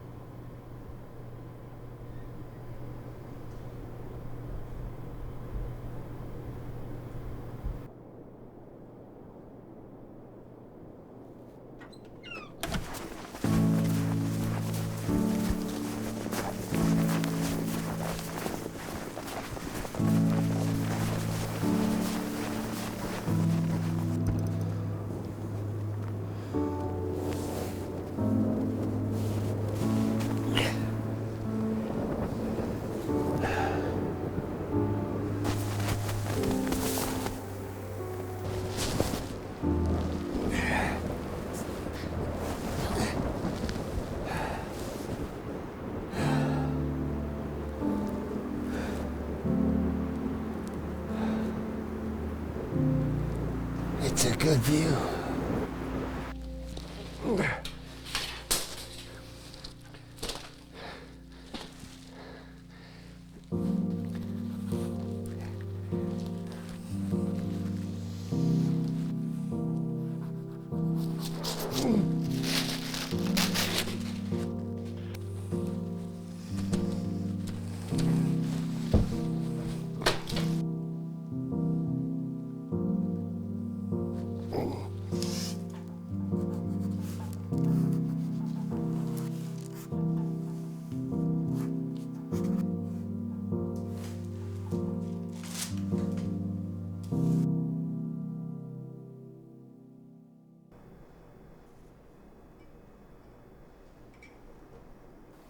They're opening a seniors home 20 minutes from here. I went to look at it and it looks nice. You're serious? He spends his whole life building this house and you're gonna put him in a senior's home? Julia, he'll do better in a home. And you'll do better when you're not the one taking care of him. It's his choice. Yeah, well, he hardly remembers he has a choice. Look, he needs to be taken care of properly. And forgetting about this house would probably be a good thing. Would you just give him some time? Jesus, you act like he's dying tomorrow. No, I am not talking about him like he's gonna die tomorrow. Oh my God, yes you are! That is exactly what you're doing. The doctor said he would have some time, so could you just give it a minute? Please stop yelling at me. He is right upstairs. He can hear everything you are saying, and I don't think he needs this right now. Grandpa, are you okay? It's progressing rapidly. What can we do? I'll order a CT and an MRI so we can take a closer look. Right. Yeah, I'm here. Look, I gotta keep my men working. No, yeah, I know. That's what I'm trying to do. I'm just having trouble finding it, okay? Just give me a second. You still there? Yeah, I found it. Sorry, I'll call you back.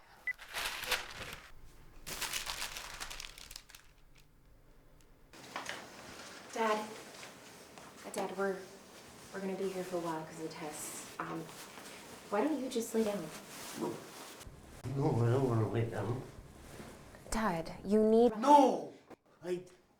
Not here. Please. Only at home. No, Dad. Only at home. Dad, you need... Only at home!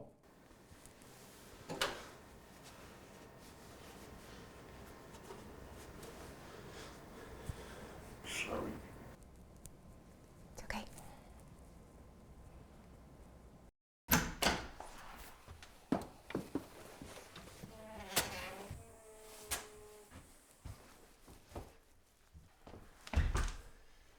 Here, just give me a sec, Dad. I'll help you, okay? Here. I'll just help you up the stairs. Okay. All right. There we go.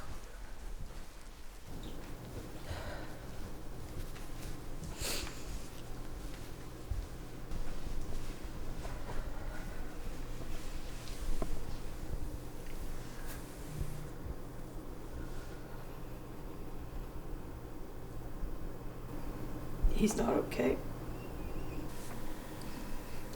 It's getting worse. I don't know how much longer that we can, I don't think we can take care of him anymore, Julia.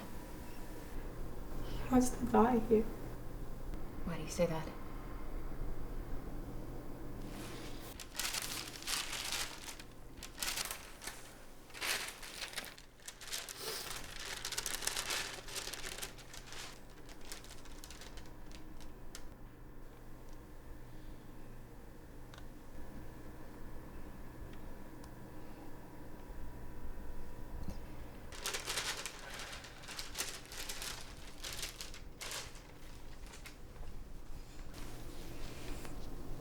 You get some rest, okay?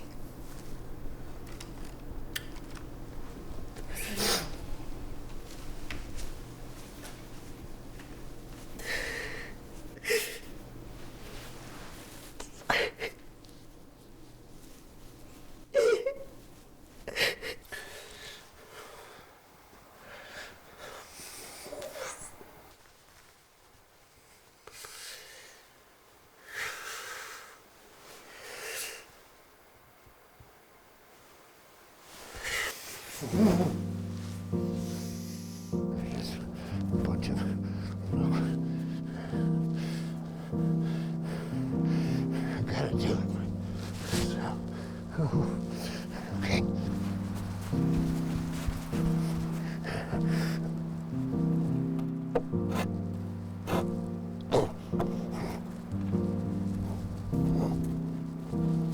Contractor. Can't hire anyone. Just do it myself. It's helpful. Hard to find.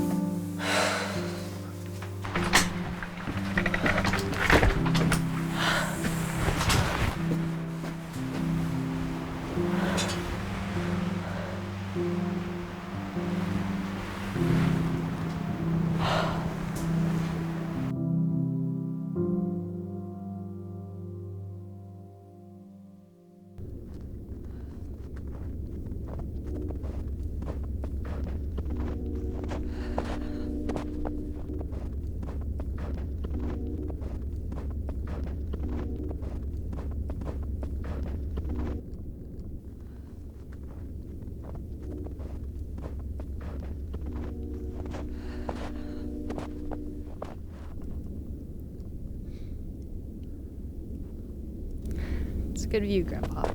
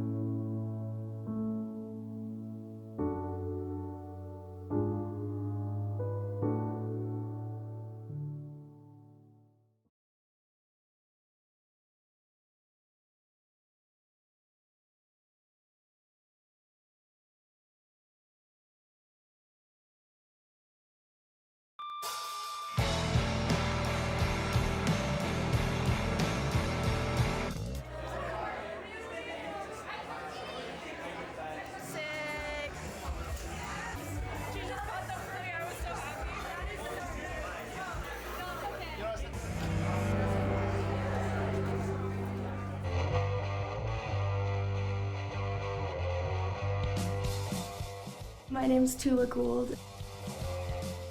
I'm Finley. My name is Maya Calvez. I'm Liv Conrad. My name is Ivana. My name's Ariel. My name is Jordan. My name's Helen. I'm Gabriella.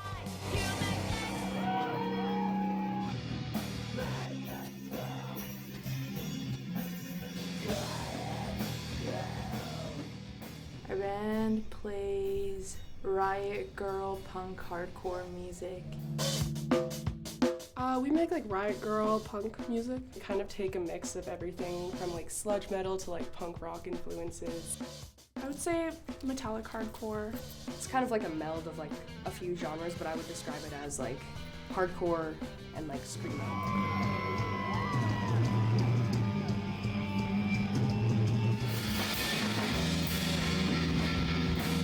The Calgary punk scene is very chaotic.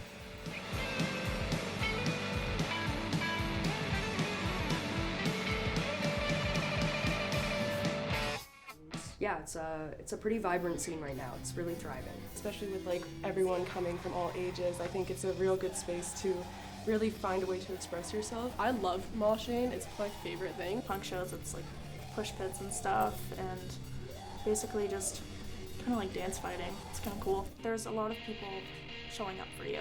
And people that just love music and that love just like making music and that want to like contribute to something in the city. It's just like community, it's like my friends, it's like my family, it's just like what I've done for so long, and that's like where I found my people. The scene to me is a community first and foremost, and in that way something that I try very hard to like nourish in ways that aren't just putting on shows that are like $20 cover. It's just like places of gathering that are important.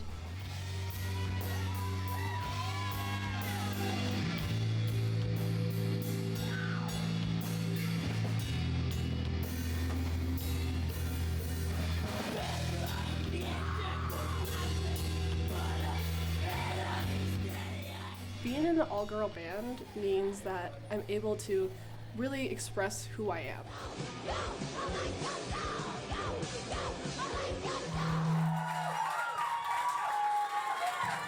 It's very special to me, especially since there's not a lot of girl drummers out there, also not a lot of girl bands.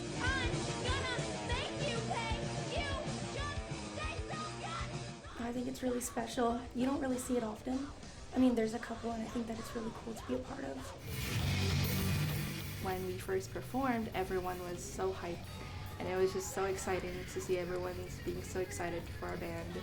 I think it's a lot of like girlhood that comes along with it.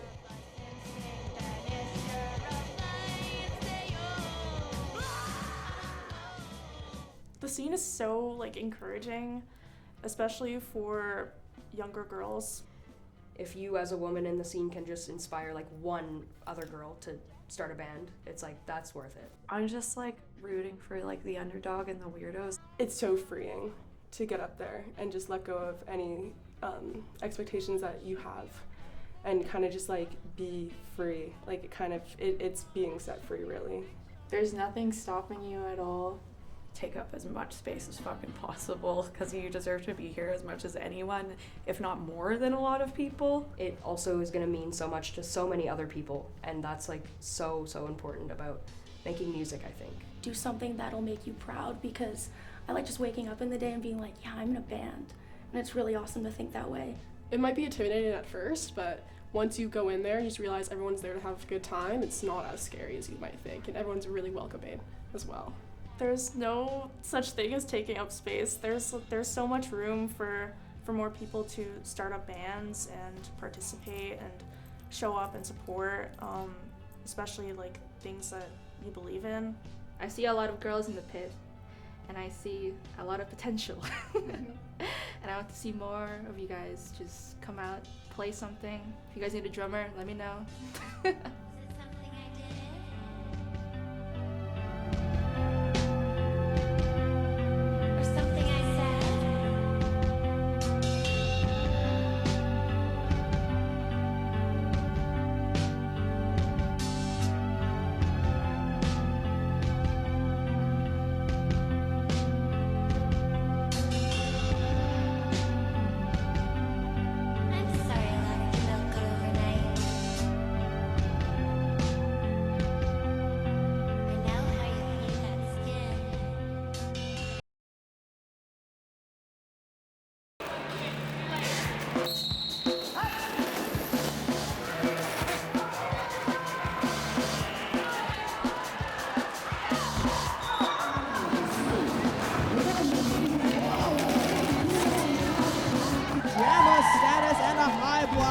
number 77, that is Aria. That means that this is our Power Jam.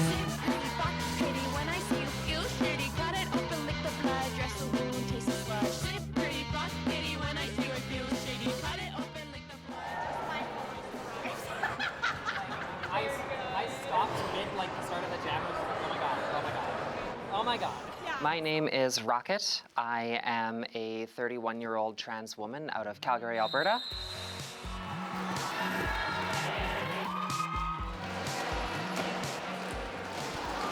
I am a teacher by trade, but a derby player by heart.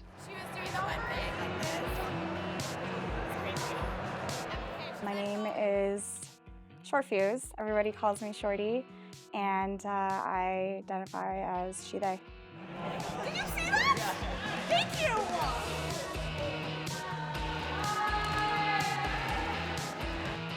I waited and pulled myself out and I had to. My name is Ferris. I don't know how I identify. You want like the whole shebang?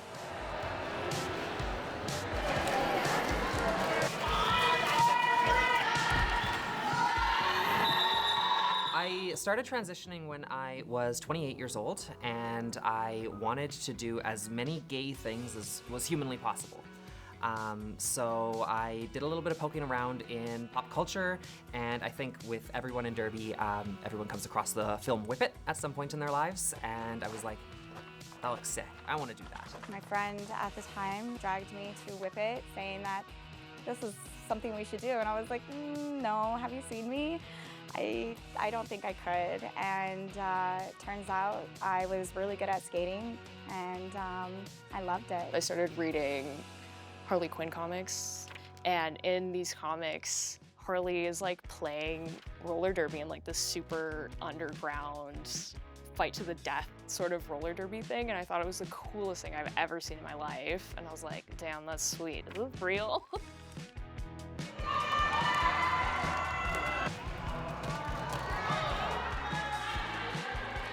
My traditional sports background, like I did figure skating, I did horseback riding, I did cheerleading, I did dance, like I did volleyball, I did gay volleyball. My primary sport when I was growing up was hockey. I've been playing hockey since I was about 5 years old, and I played right through till I was 18. And that fundamentally was super formative for me. It really impacted my derby career too, because I threw on skates and was immediately skating backwards. I was like, it just made sense. It just clicked right away for me. I started skating in the fall of 2009. Started the rookie program with Calgary Roller Derby Association. I was on the B52 Bellas. I was the jammer. I was quick. I was fast. It was so awesome to just like watch these bodies fall, just trying to like come at me, right?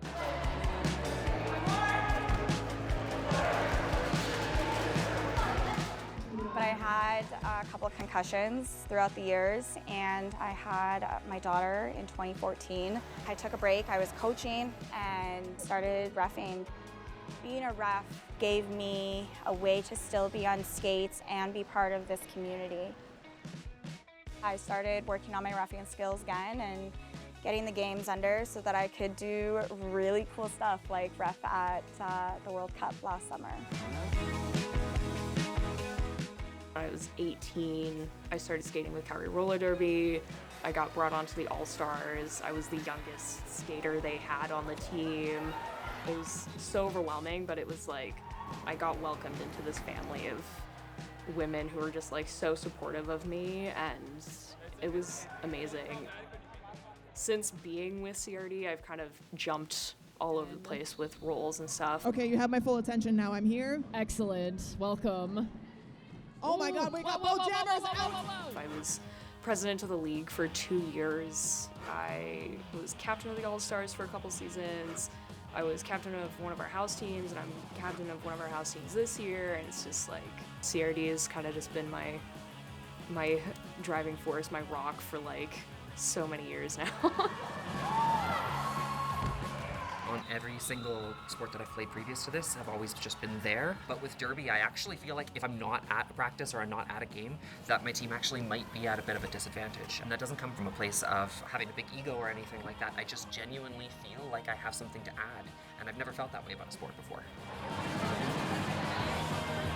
It feels more inclusive. The sport has developed in such a way that it makes people, feel like they are included no matter, how they identify. There's a lot of outlets and a lot of teams, a lot of different teams, especially depending on what you're looking for. When it comes to the fulfillment aspect of roller derby, it's definitely the community. We really do show up to support each other in more ways than I've ever experienced with any other sport that I've played in my life. There's no money in roller derby. Nobody's here getting paid. Nobody is here to get any contracts or anything. We are here for the love of the game, and that shared passion for the love of the game means that in order to have the opportunity to play, we all have to volunteer to promote the league. We all have to volunteer to be on the board of directors. Every single person has a job behind the scenes in addition to being on the derby team. Without the input of everyone, it wouldn't be derby, it would just be people skating around. All of the different types of people that take to actually put on these events and how they collaborate together is incredible. It's incredible to see. We have a lot of volunteers. Usually it's parents. I love that. When the parents get involved, that's one of my favorite things to see, because then, they're excited for their kids, even their grown children. They just get really excited for. Roller derby is so unique in the way that it brings people together. I can't think of a sport that exists that you can kind of just go and exist without question. Yes, there is that performance aspect of we're showing up as this kind of persona that we've built, but it's very freeing in a way. That helmet cover is going to fly off of your head. Oh my goodness. I definitely do put on a different aesthetic when I am getting ready for a bout. When it's just a scrimmage and it's just us there, I don't think we play with as much intensity. But then when there's people there in any capacity, you are your persona and you are there to play some derby.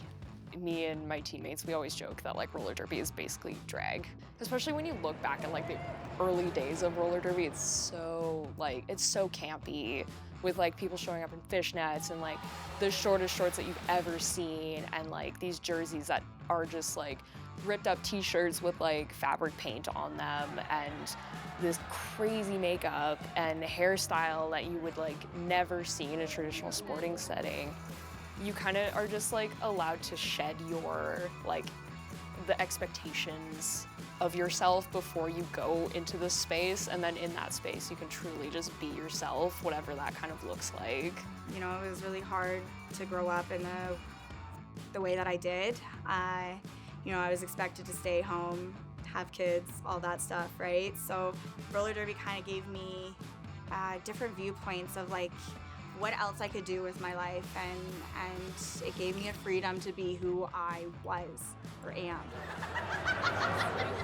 It has made me feel more welcome in feminine spaces. Being able to play in women's flat track and being so wholly welcomed and accepted by literally everybody that I've come across has really been validating in a way that nothing else has really made me feel validated. When I think about where I was in relation to my community before I started roller derby, I was kind of always on the outskirts of people. It was really hard to build relationships with people that I did sports with prior to this. Where I am now, I can bring my fiance to practice and it's fine. It's given me friends and the chosen family. People coming in, introducing this culture to them has been really important to me as well, because it shows people you can be who you want to be. It's one of those things that I'm just I can't leave this. Unfortunately, it is like a drug to me.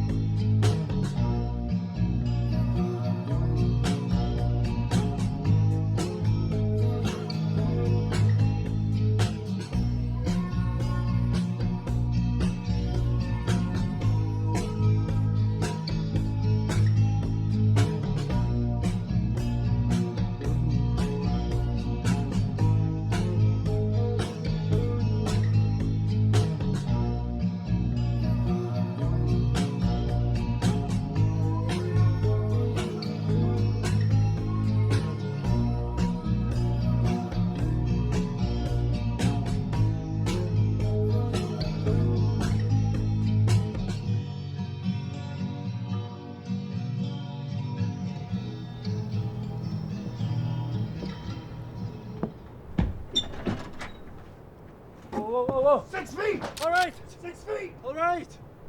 Who are you, huh? You got the plague, boy? No. Please listen. What are you doing out here? You look lost. Just looking for some food and water. You a thief? I should shoot you right here.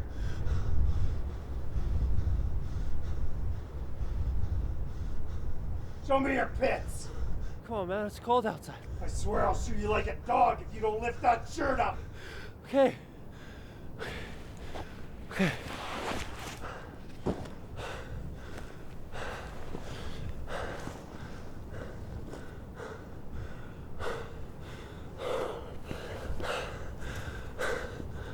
Come closer.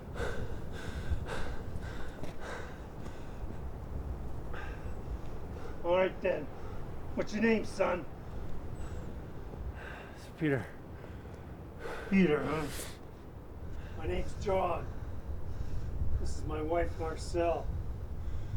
Now, Peter, what made you think it was okay to come up here and invade our house? You see a welcome sign anywhere around here? No, John. I'm trying to get to my family.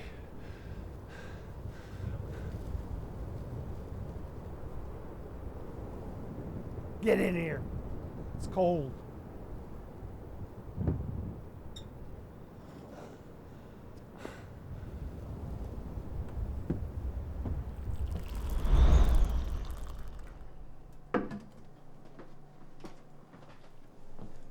Thank you.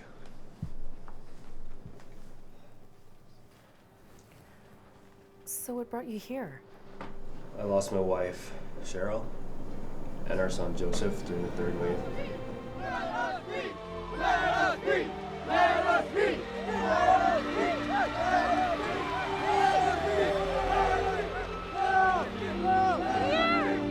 Joseph!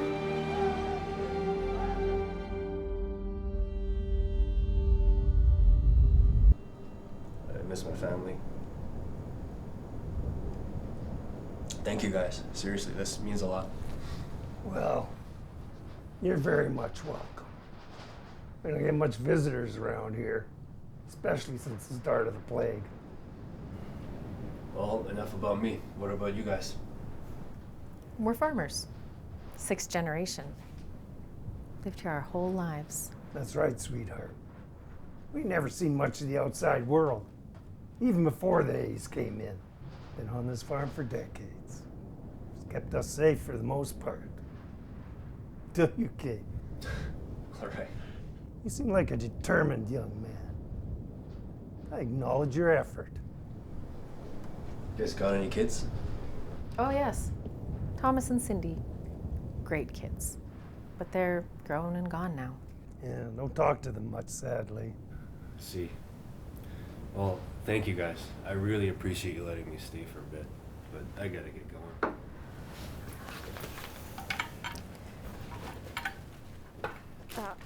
Are you going to be okay out there? How far is it? 2 days, at least. Unless I find another vehicle on the road somewhere. I get that. It's getting cold. Why don't you stay the night? We'd appreciate it if you stayed and be ready for the morning. Son, you're welcome to stay here for as long as you like. Thank you guys. It's really nice of you, but I have to go.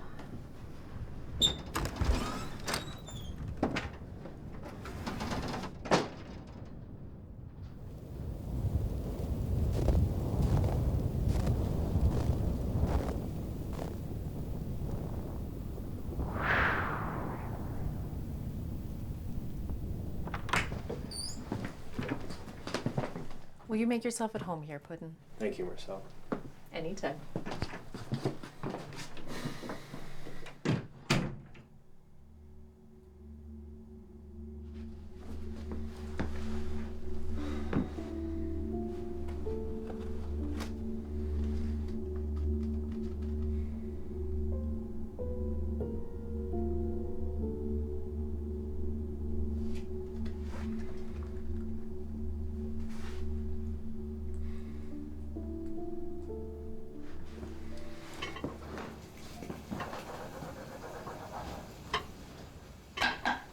are you guys farming out here?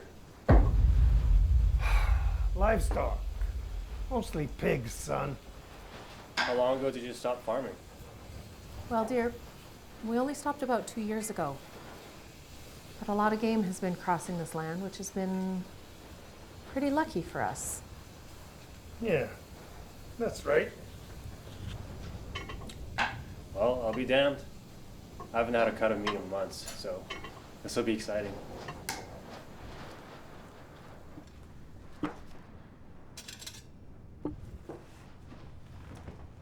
Oh, notice the bathroom upstairs doesn't flush? Yeah, that's right. Water ain't working up there. We have an outhouse just behind the barn you can use, Peter. I'll grab you some toilet paper. Thank you.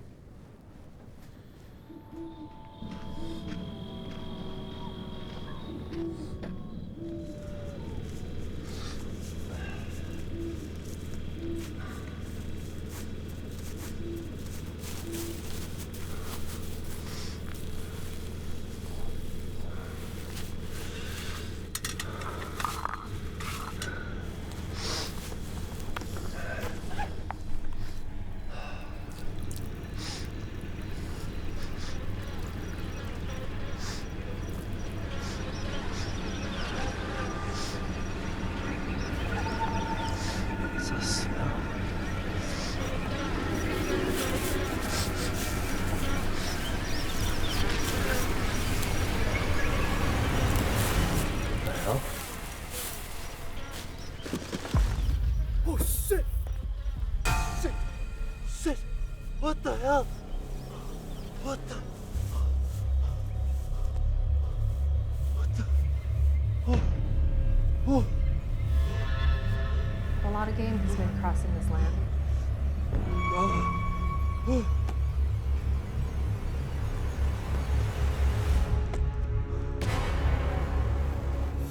Shit! Shit! Shit! Shit!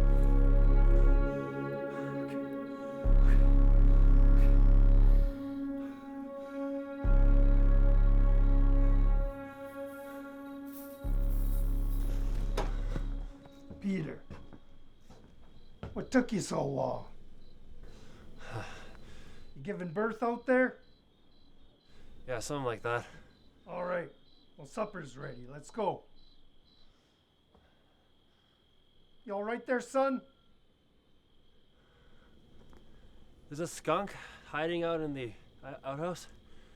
So I just did my business by the fence line. All right. Well, get in here. Food's getting cold.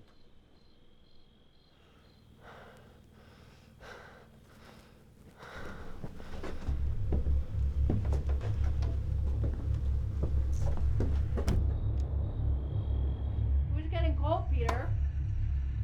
Might as well try some. Come on, Pete. It's medium rare. Always the best. That's nice. Just gotta get something from upstairs. No, son. Come eat. You're gonna love it. Make it me. You know what I think of you, Peter? You're lost. Come around here looking for something. Like a lost animal. Like a lost little piggy.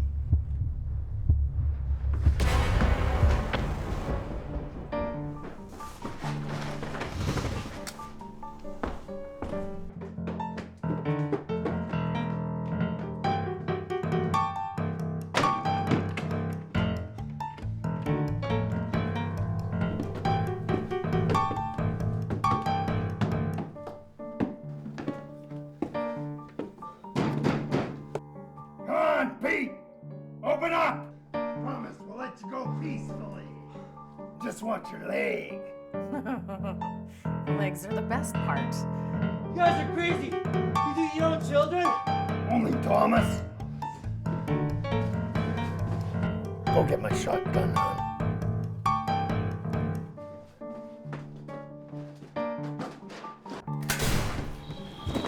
Oh.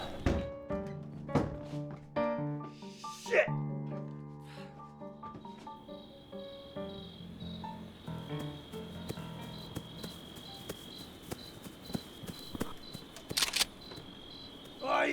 smart one, Peter, you know that? That's right, boy. Keep those legs moving. Hell, that boy can move. He'd probably have tough meat anyhow.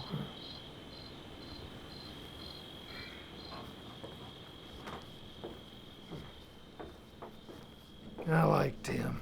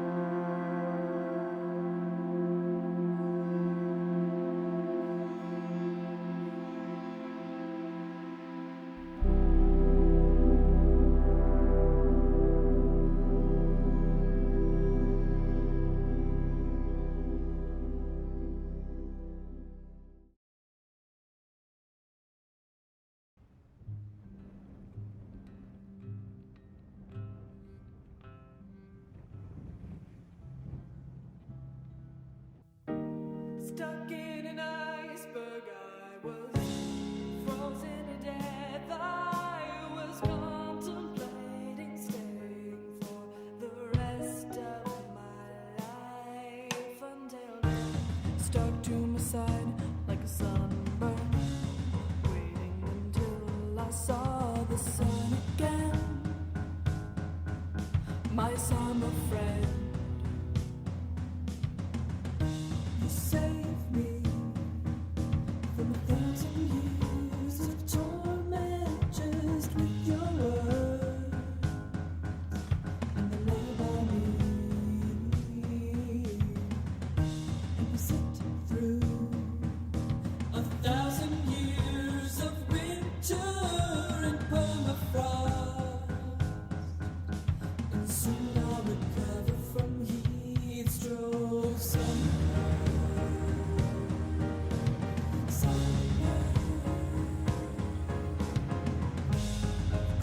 And I keep rays.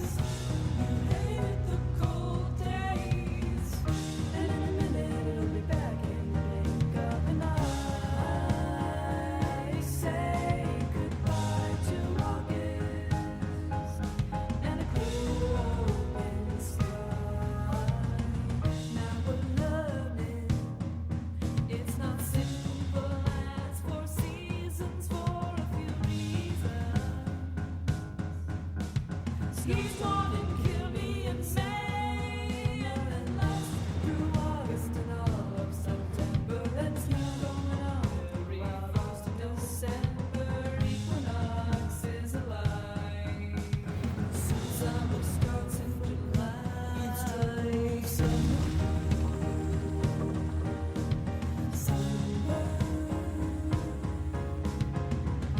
Of course you like heat rays. You hated